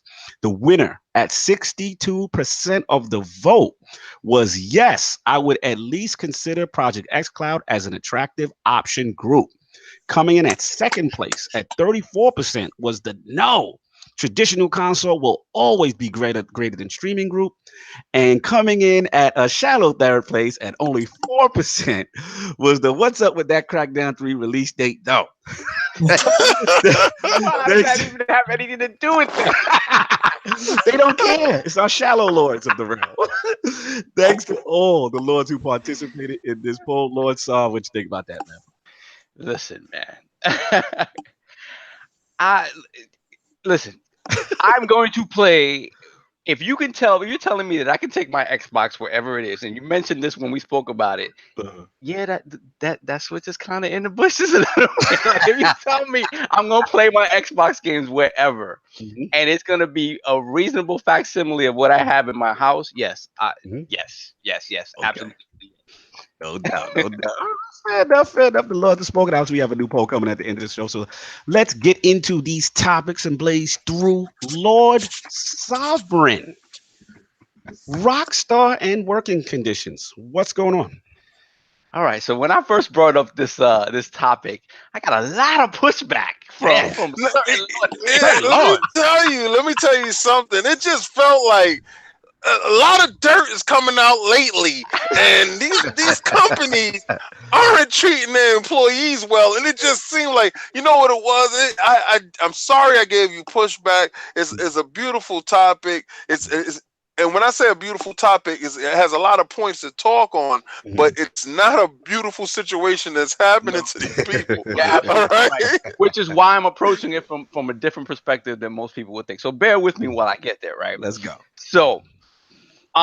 So recently, Dan Houser, one of the co-founders of Rockstar, did an interview with Vulture, where he talked about it. Basically, there was a visit to Rockstar in New York City. They talked about the development of Red Dead Redemption and whatnot. And at one point during the interview, he mentioned that they were working something like 100+ hours a week to get things done. So obviously, that sort of raises eyebrows when you talk about stuff like that, because Rockstar has been in the news in the past for alleged, bad working conditions and crunch conditions at the studio. This happened with around the release of the original Red Dead, right?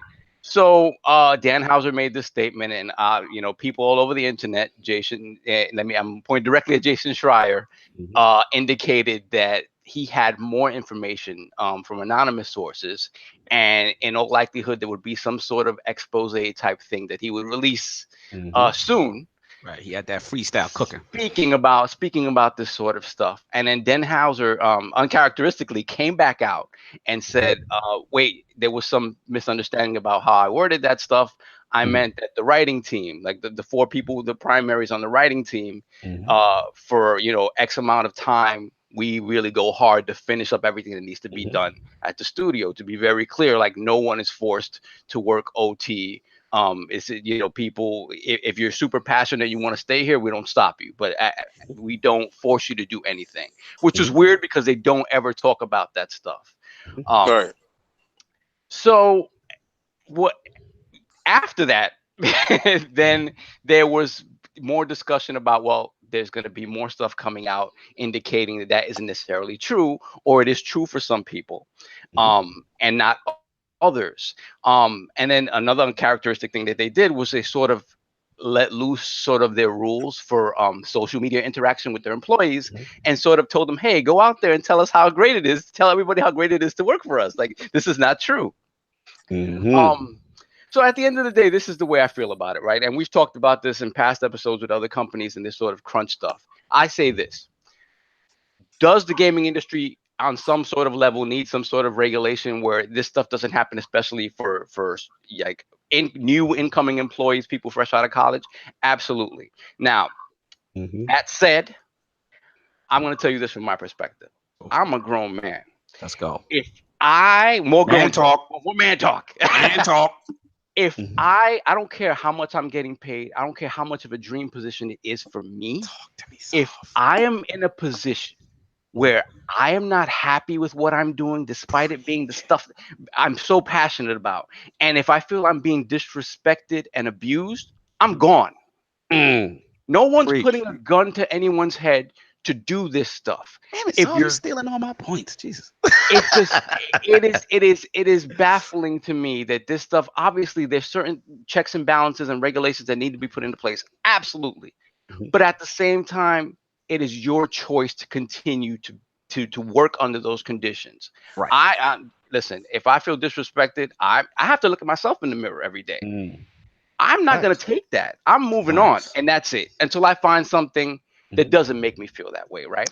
Yeah. So that's my feeling on that sort of stuff. Now, what I want to talk about in terms of Rockstar quickly, and then we can comment on everything, is the fact that, listen, there are very few entities or people in the world that can get away with such extreme hubris and like and always back it up. You know, like Floyd Mayweather, every time he talks, listen, man, I got nothing to say to you. You back it up every time you come out there. I have no beef with you. Right. Conor McGregor, he's in the bushes now. No. Anything that comes out of your mouth, no, I'm not. No. Give me your location. Get done. He found his location, all right. Exactly. His location was in the crowd beating up your team. Oh my God. Rockstar over the years has earned that sort of reputation where every time they come out, they're dropping ether. It's a rap every time they come out. But it seems like they've got a little more sort of full of themselves to the point where they're sort of the narrative that they try to control around the launch of their game is sort of crazy. Like this whole thing about the media blackout, the social the social aspects of not letting their employees talk about certain stuff online and like blacking. Sovereign. I mean, I gotta call fraud on this because this game is story driven. The narrative is story driven. I'm not talking about them talking about the narrative. I'm talking about you can't talk online for the fear that you may talk about this. You can't. So that's the deal. That's the deal. Like, so that's one thing. Right? That's one thing, right? Now, you know what? Other thing that affects me directly that you're gonna laugh at, right? Right. So this week they also came out saying that, hey, mom and pop shops, F you, you're not getting the game to November. Good. And this is why the topic is here, because Mr. Lee didn't get your game a week early. He still got a copy early. Thank you, Addict. Thank you. Now this is Sovereign's world, and we own you right now. This is a mom and pop stop. Sure, Yo, Cognito, I knew if you sit there and let them talk long enough, the truth will dribble out. And the truth has dribbled out. This man is an absolute fraud. Listen. I'm feeling their totalitarian. I'm feeling it. I love Red Dead, but they are off the hook right now. They're killing me right now. Do you want some salt with your no mom and pop? Give me the salt. No, the funny thing is, right? The funny thing is, he's really upset. He's really tight. He's really tight. He can't get it for the mom and pop. You know I'm mad at them. You know I'm mad at them because they were getting. You know I'm mad, Gene. Tell them why you mad, so. They were getting 2 purchases. I already have it digitally pre-ordered, so they were getting 2 purchases from me. I'm not having that game. I'm not having that game out on Wednesday. So hold on. Me not having it. Are you going to boycott it now? You got to go. No. Listen, I told you in the past, there are 2 ways I boycott a game: Church of Satan and child labor. That's it. Okay. They didn't violate those policies. If you're not Lord Addict, he just wanted his horse balls early, and he didn't get it. I want those X enhanced. Yeah, gonads. There you go. Listen. Let me just say 2 things real quick. All right. Gotta get now. I'm gonna get Lord Rick in this, but as okay, one aspect of one of my companies is you can't disclose who you are protecting. All right. You can't talk to your friends about it. You can't talk to your family about it. You can't talk to anybody about it because a lot of times these people is here under pseudo names and doing things that frankly, sometimes they don't even want to be known that they're in New York. You know, so those situations can't be divulged. So when they put a blanket over the company and you can't talk, That's what you signed up for. You knew going in. And if you found out later on and you said, well, I'm such of a blabbermouth that I needs to be on social media, I needs to talk about your game, then you don't needs to be here. So that's something that you have to, reconcile within yourself. But I understand your true point is he shut down Mr. Lee. He shut down the bootleg Bob and Pop style. All right, let's get Lord Rick in. Now, Lord Rick, I want to start with you because on the ground level. And we all know, obviously, all of you guys, yourself, Lord Toby, Lord Adam Sporker, I got a chance to meet you guys. You guys work extremely hard and are fantastic at your jobs. You know what I mean? So what I want to know is, like, obviously, we know Warhorse, the high level quality of product and all the things it takes to deliver. So I'm curious about your take on this and the temperature of what we're going to say is crunch culture, right? This was coming. Give it to me. You know it's coming. No, we ain't trying to get you in trouble. You know what I'm saying? But I just want to say, like, as a game studio revs up closer to the release, like, as Kingdom Come was revving up, right? Like, what's your take on this coming in as a person on the other side? Some things that you learn very quickly in social media. And this is not, so first, I'm not going to even answer anything that has to do with anything with Warhorse or just in general. Just in general, anything on social media will always get blown out of proportion. Correct. It doesn't matter what it is. Mm-hmm. And it's really easy if you get emotional about things easy in life, mm-hmm. you're going to just go with whatever's said on social media. So mm-hmm. if it looks bad, you're going to think it's bad, and you're immediately going to make judgments and accusations. And that's a shame, really. It's a shame. Mm-hmm. That's not being a man or a woman. That's just being driven out of immaturity because we like to judge. We just like to make judgments. So if we see something in its trends, we just believe it to be true. That's too bad. That's too bad. But on a note, now getting back to this, when of course you put in more hours towards release. I mean, there's so many things I'm not even going to get into as reasons why. Mm-hmm. But you do now. But here's the thing. Mm-hmm. One thing I love with what we do is there's no micromanaging. There's tasks, and we work together to get them done. Right. And sometimes it takes a little longer, but all I can say is, man, is like, I don't know about 100-hour work weeks or whatever. Yeah. And the thing is unless I talk to someone directly, I don't care who says it. Right. I mean, unless they're maybe pulling direct quotes and maybe a couple quotes, not just one. Right. Because it's easy to take those out of context. Mm-hmm. I don't let it bother me. Like, I'm not trying to say right or wrong. This is not about right or wrong. This is not about 100 hours or not. This is just about media. Right. And I'm sorry, continue. I'll let you finish. It's about sometimes little added extra drama. Perfect time for this because it can go off because it's the right time to talk about it because Red Dead's releasing. That is true. I think that is my main gripe with this entire thing, right? I generally, when it comes to Jason Schreier and the stuff that he talks about, I'm all in because he tells the truth. What I don't like is the timing of this. You know, if these are issues at Rockstar, these have always been issues at Rockstar. What is the need to bring it up right now? When it's gonna take away, he's gonna get the most traffic right now. Exactly. God. So but it's true. It's true, and that feels very gross. That feels kind of gross because let me bring it in at other points. I want to ask you this, but I want to ask Lord Rick this too. But what about in Jason Schreier's defense? He did also comment or write about the actual positive comments that were coming out when Rockstar got in front of it, right? And they allowed these employees to make statements, and the majority of those employees said, hey, they never experienced that.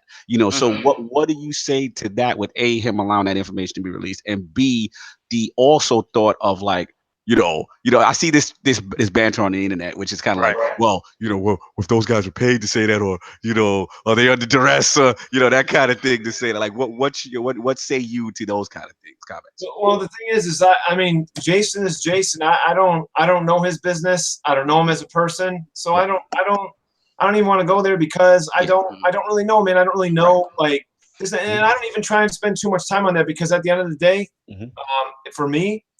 The way I see it is, whether this is going on or not. No, look, no matter what job you do, if you put in 100 hours, it's not good for health. There's no way around it. It's not.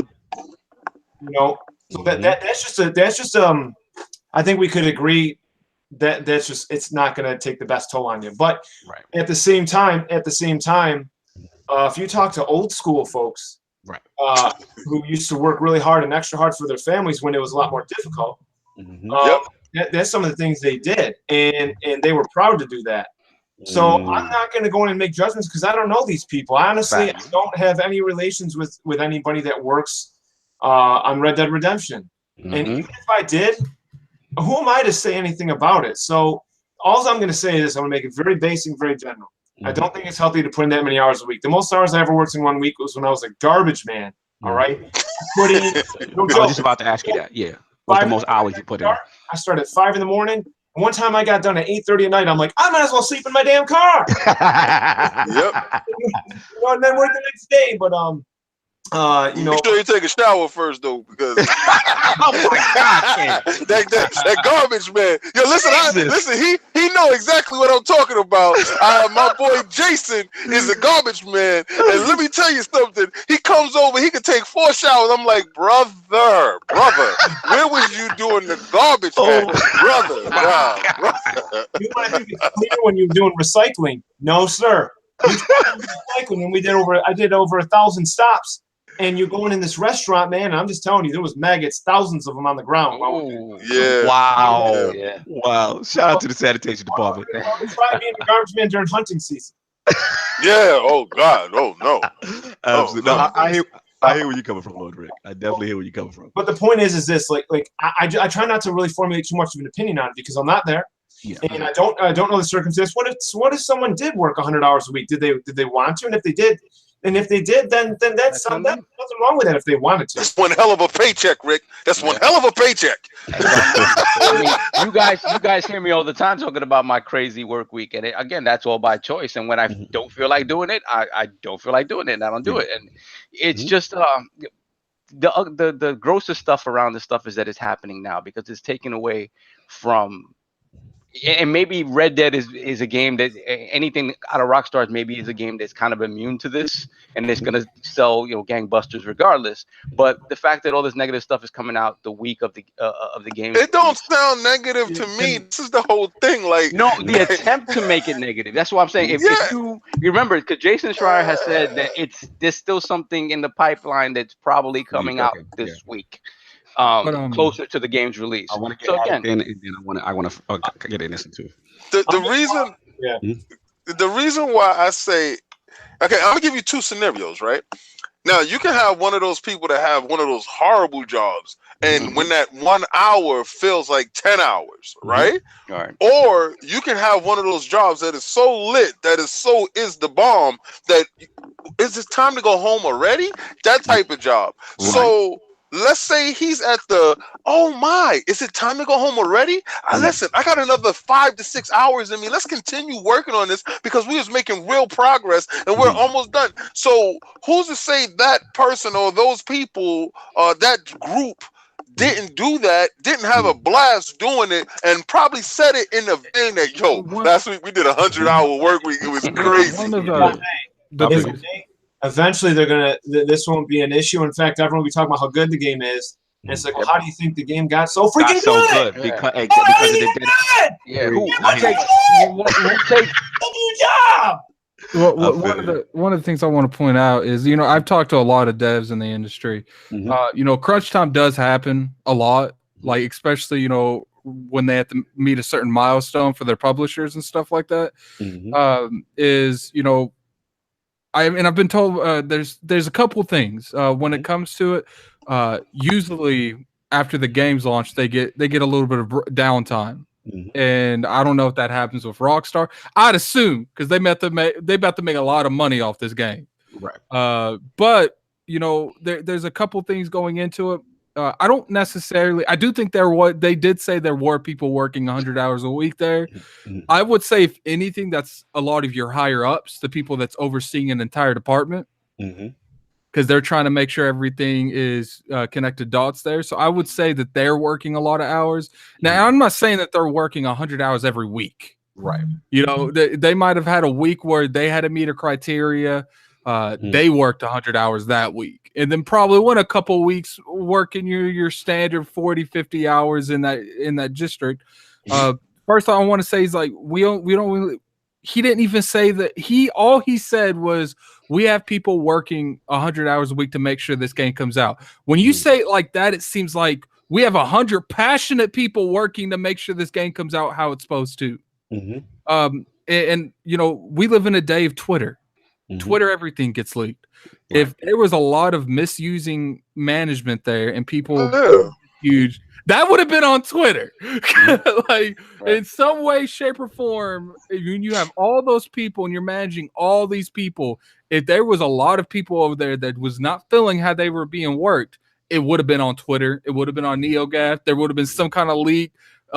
It wouldn't be at the very end. Now you starting to hear about it. Right. Like, who says that they didn't work a couple hundred hours a week and then now they're about to take 3 weeks off? Right. Yeah, man. Let me jump in because this is definitely a polarizing topic, and I'm in agreement with all the lords here. All of you made great points, Lord Rick as well.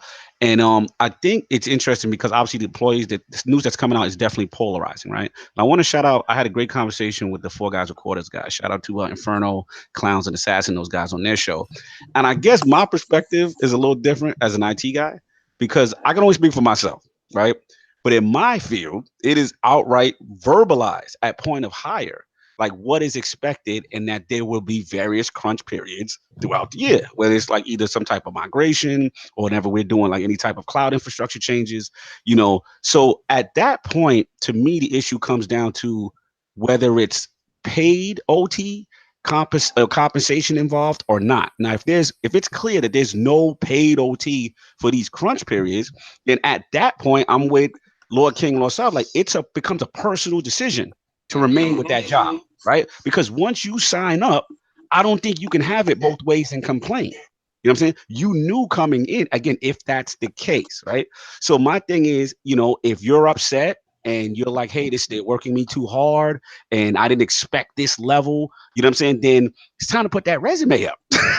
It's getting too excessive, you know what I'm saying? So from all these accounts, it seems that they're mixed. Everyone's experience seems to be a little different. You know what I'm saying? The only good thing about all this is that it does bring the light. If there are companies that, you know, kind of have any shady practices, then of course that's going to be put on the light. But I do agree with Saab in the sense that, you know, the timing is interesting. I have to be honest. The timing is interesting. And then the latest thing is obviously they just came out and said that Rockstar's QA studio said that now they had a meeting and that overtime is officially now optional after workers said they felt mandatory. So that's what I got on. I'll let the rest of you. What probably went is a lot of people felt like, you know, I'm sure it was optional. I think state law, aren't they in New York or something like that? They're in the States, aren't they?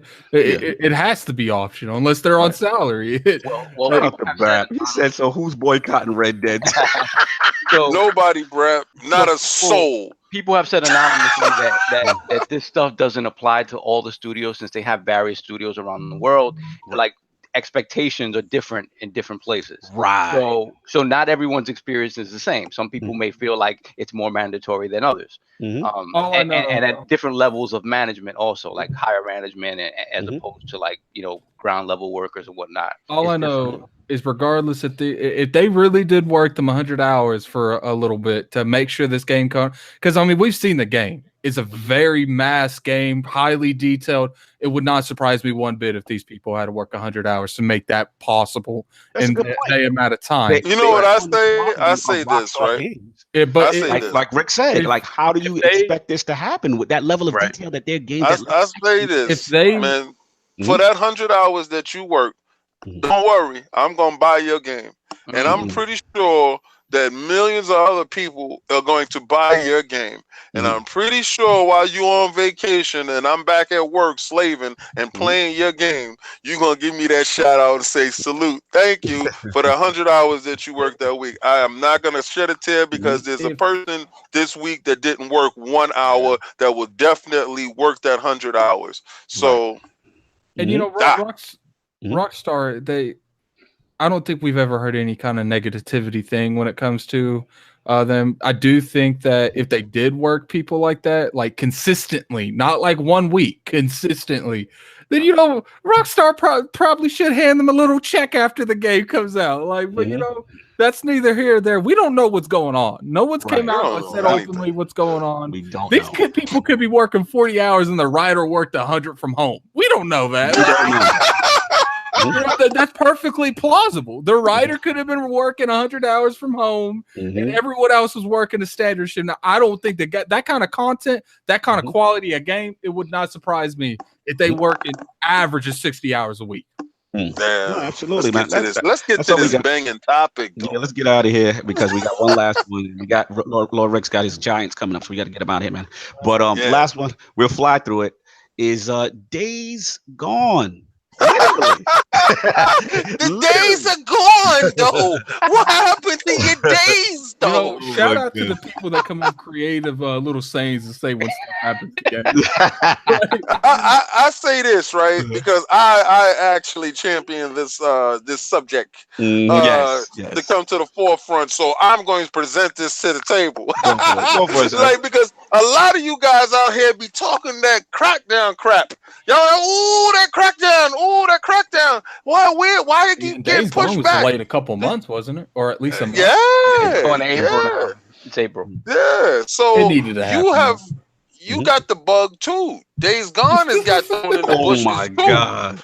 So my thing is, when does the hyperbole start or where does it end? Because they said that the game wasn't playing right, it wasn't looking good. That game was delayed because of the competition. No, it got delayed because Sony hasn't been pushing that game. If you haven't noticed, that Sony hasn't been pushing that game like it has been pushing all these other Ghost of Tsushima and all these other games have been getting top billing. Do you think Sony threw them in the bushes? Is that what you're saying? Like, yo, I'm just saying, like, it was inevitable. The writing was on the wall, and they want to. I'm personally looking forward to this game. I really like that whole horde of zombie type of thing, running for your life, and you could push somebody and make the zombies eat them. I think that is incredible to me. I like that whole aspect of it. But people are making such a big deal out of delays. And when has a delay been bad and the game was better off for it? You understand? So this is what I bring to the table. Another top shelf game that I feel is a top shelf game has suffered a delay. And do we deem it as bad or do we deem it as good? Lord Rick, we'll get you real quick because I know you got much time. But what do you feel about just delays in general and obviously Days Gone? See, again, there's no right or wrong answer because it really depends on what the situation is. But I'll tell you, a delay is, we've had our own delays at Warhorse, and I'll tell you, when we delay, it's because we just want to make it better. Right. And I know it's tough. It's tough because you want a game to come out sooner. But heck, in this day and age, I told you guys before the podcast started, my backlog's so big I got Tetris on there. A quick question for you, Rick. From being a standpoint in the industry, is there a lot of emphasis behind delays? Like, is there a lot of backlash if you have to get a delay, or is it just something that you want to avoid, but it's not necessarily a bad thing if you do? Because we only really know from we don't see what happens behind. When a delay happens, is there a lot of repercussions for it? Well, here's the thing. You care about your fans. You never really want to delay in that respect because you feel like, you've let the fans down a little bit. That's a hard one. But at the same time, we know why. It's because we need more time to make it better. It's the truth. You try to have deadlines and this and that. But see, we also have to realize, there's whether how big your studio is, too, that also plays a factor. And obviously, it's not just like one studio here. Their games get delayed all the time. Red Dead Redemption, everyone has their moments. So it's about making a game better. That's just the bottom line. It's about making a game better. That's why we did it. We want to make it better. Absolutely. Let me jump in on this too because I'm in agreement with all the Lords here as well. Shout out to Brap in the chat. You know what I'm saying? Absolutely. Yeah, man. I'm probably like Lord King. I'm probably one of the still that I love the premise of the game itself. Actually, let's talk about the game Days Gone itself, like little Sons of Anarchy looking character, zombies, enemies can be used against each other with, the hordes and stuff like that. So at the end of the day, just a delay to me, it's just a smart call, right? Just get away from the madness that is February, because we got a lot of titles coming out right at around that time. Craziest year I think I've ever seen at the beginning. Yeah, it's insane. So let them get away from that. The shine is now in April. Let them put the proper polish on it. And like I said, it's like, delays to me are always good. And I know where the crackdown thing is going. I know where you go with that. I don't think they are the same. But the only time I struggle with delays is if it's like, now we on like delay 3. You know what I'm saying? And we on delay 3 or delay 4. Now I'm like, is it ever going to come out? You know what I'm saying? At that point, I start saying it's an April Fool's joke. Yeah, like at that point, it's like, okay, there's still guys waiting. You know what I'm saying? It's just like, okay, I don't know. But when it's like something like this, and shout out to, Call of Duty, right? This year, look what's happening. They saw what was coming with Red Dead, and they said, hey, we're gonna move this thing to October. The thing that's interesting about this game for me is that they gave it a date. Right, a lot of times, like Rockstar, Rockstar will give you a season, right? And then once they give you the season, you're getting at least 1 or 2 delays. You're not getting and they do that. Rockstar gives you a year first, and then they give you a season, and then they give you a month, and then they give you a day. Shout out to Multiverse. They said you being Star Citizen with a game that keep getting delayed. Oh my god! So it's like, what's interesting is that they gave it a date and they're moving it, and it's true. For me, I think the game is essentially done, but it's smart to get out of that madness. You still have Anthem coming out that day. You still have, for me, the dark horse of that day is Metro Exodus. Yes, which I got to shout out to Lord Sam. Got a chance with him to touch that behind the scenes, and that thing looks nice. Yeah, it looks beautiful. And the thing is. The most important thing is the health of that game and overall. Yeah, that game can use the most polish it possibly can, because I tell you, and moving it regardless of the reason was the right thing to do, because if you look comparatively, like if God of War is coming out that day, that's not the game that's moving. If Spider-Man's coming out that day, that's not the game that's moving. Right. So obviously there's more work to be done on this game to get it to where they needed to get it. So yeah, I'm all for it. No, absolutely, man, absolutely. Lord King, you want to finish this out? Your topic? I'm good.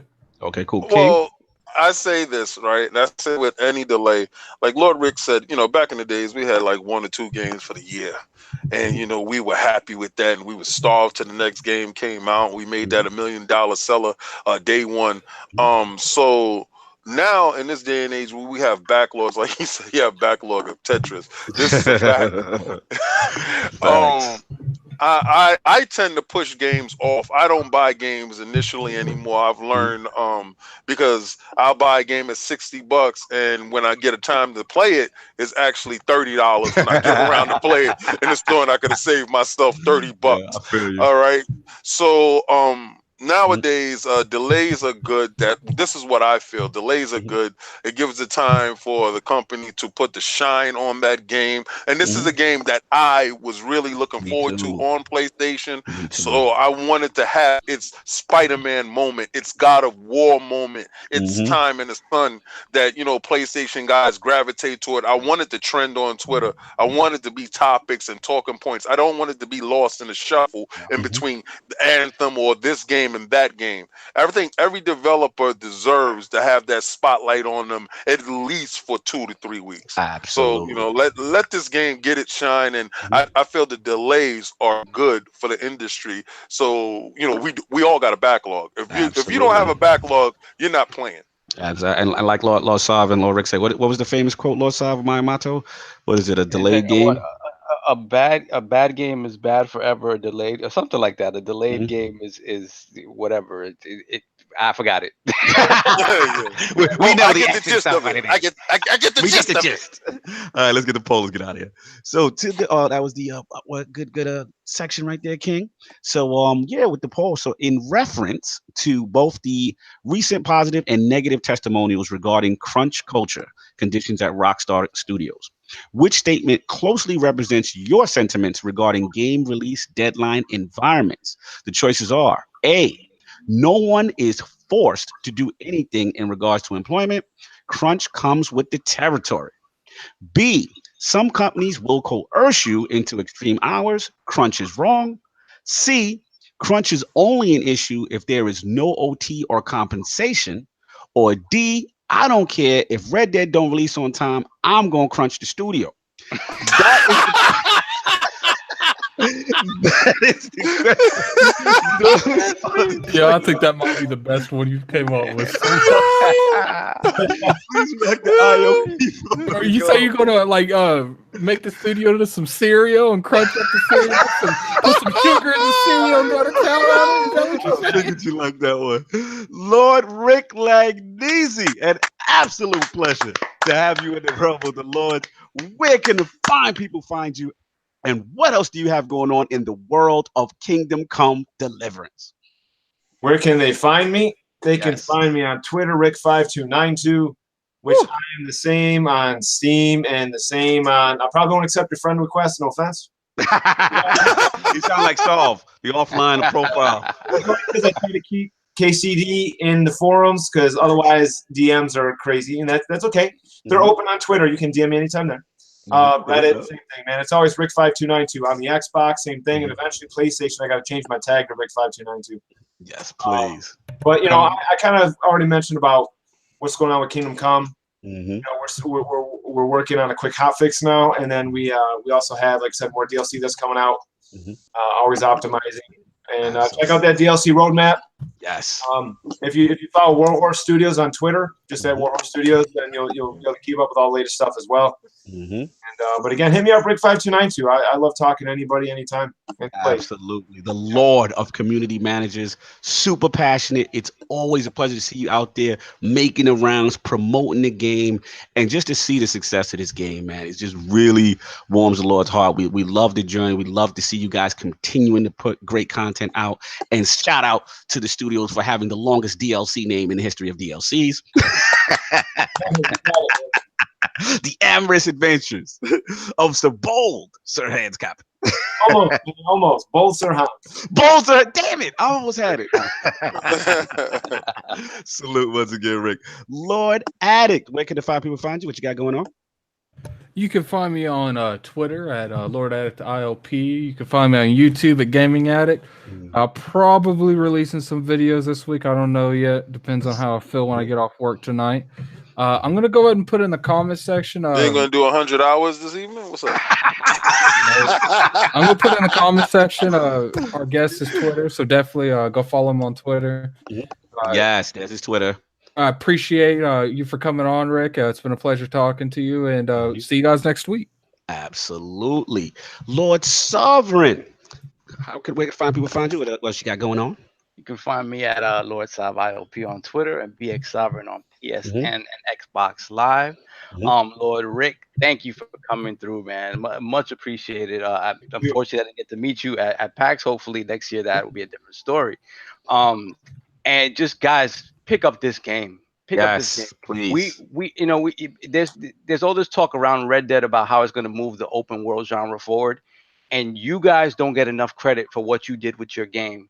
And already taking steps in that direction. In terms of the systems in this game, in terms of the narrative, everything, the minutia that you guys managed to make interesting in a game is something that's never really been seen in an open world game or an RPG before.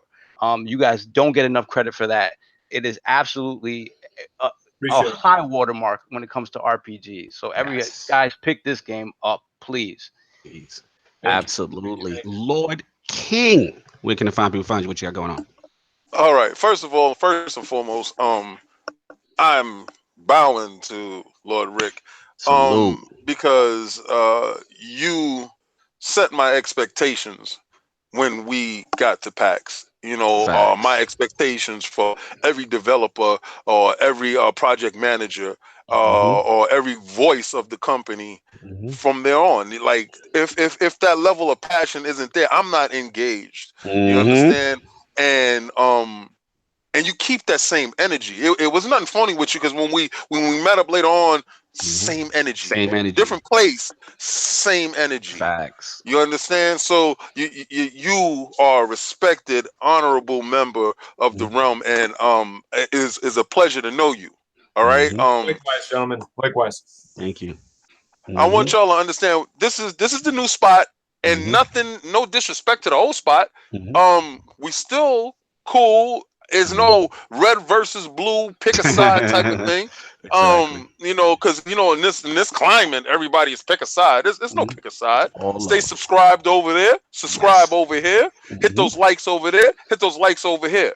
You understand? We're at a point where we have to grow in certain directions. Combat Talk would have been going on last night. It didn't go on last night because I knew Andrade was going to beat player 2. You understand? He was supposed to fight Billy Joe Saunders, tested positive for bad stuff. Now we have KOS popping up. You'll understand what that is later. The t-shirts is popping in the store. Hit the link below. Make sure you go to the store. Now, it's not just t-shirts there, guys. Don't even get it twisted. You got leggings for ladies. You got socks because it's cold right now. Winter time is here. Those hoodies, let's get those hoodies on. And we got those mugs to drink your cocoa, your coffee. You know, you at work. Let's show that Iron Lord love. Let's get that out there. Also, we have big things coming up with shows. Right now, we're planning E3 for next year. The compound will be there, bigger and better in effect. We'll be doing interviews and stuff from the castle. Let me tell you, man. Are you building a castle in LA or something? Is that what's going on? You got to see what we're doing. Yeah, King's got some stuff cooking. Well, it's in the chat. Just jump inside the chat and check it out. Because you muted the chat. You muted the chat. Just go back inside the chat. It's in there. What you be fair? I get on there and there's like 40, 50 new messages. I ain't doing that. That's your problem. That's not my problem. That's your problem. Look, man, I think we need a serious chat. Okay. Good. I want y'all to understand. Listen, Facebook, Instagram, and Twitter. Follow, like, subscribe. Let's make this thing happen. We have the sweepstakes, yes, Red Dead giveaway. I'm putting it in the description. Exactly, man. We got games. I'm gonna give away a system to somebody this year. I want you to get a system. If you don't have an Xbox One X, or you don't have a PlayStation Pro, or you don't have a Switch, and that's the system that you want, we're trying to get that stuff to you. Hand that over here. Well, if you can't get it because you are void. All right, but listen, man, y'all have a blessed day. Let's watch this football if that's what you do, or go out and have fun with the kids, man. Exactly. Yeah, again, shout out to Lord King for that. Obviously, the links for the description for the ILP storefront.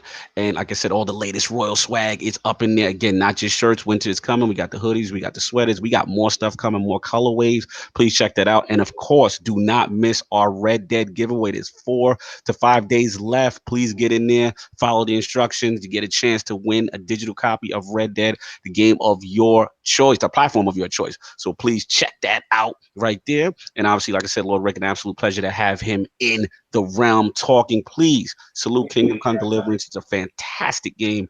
You really doing yourself a disservice if you haven't checked it out. Again, Flashpoint 35 is currently up on the channel with Ebontis, YouTube Gaming's own. He's doing well out here, and that's our passion project. So if you want the latest in Destiny, check that out. And of course, the Patreon is up. We're going to be doing a couple of edits. I'm working with LordSov on that. So stay tuned for that. And if anybody has anything else left to say, if not, everybody enjoy your Sunday. Peace.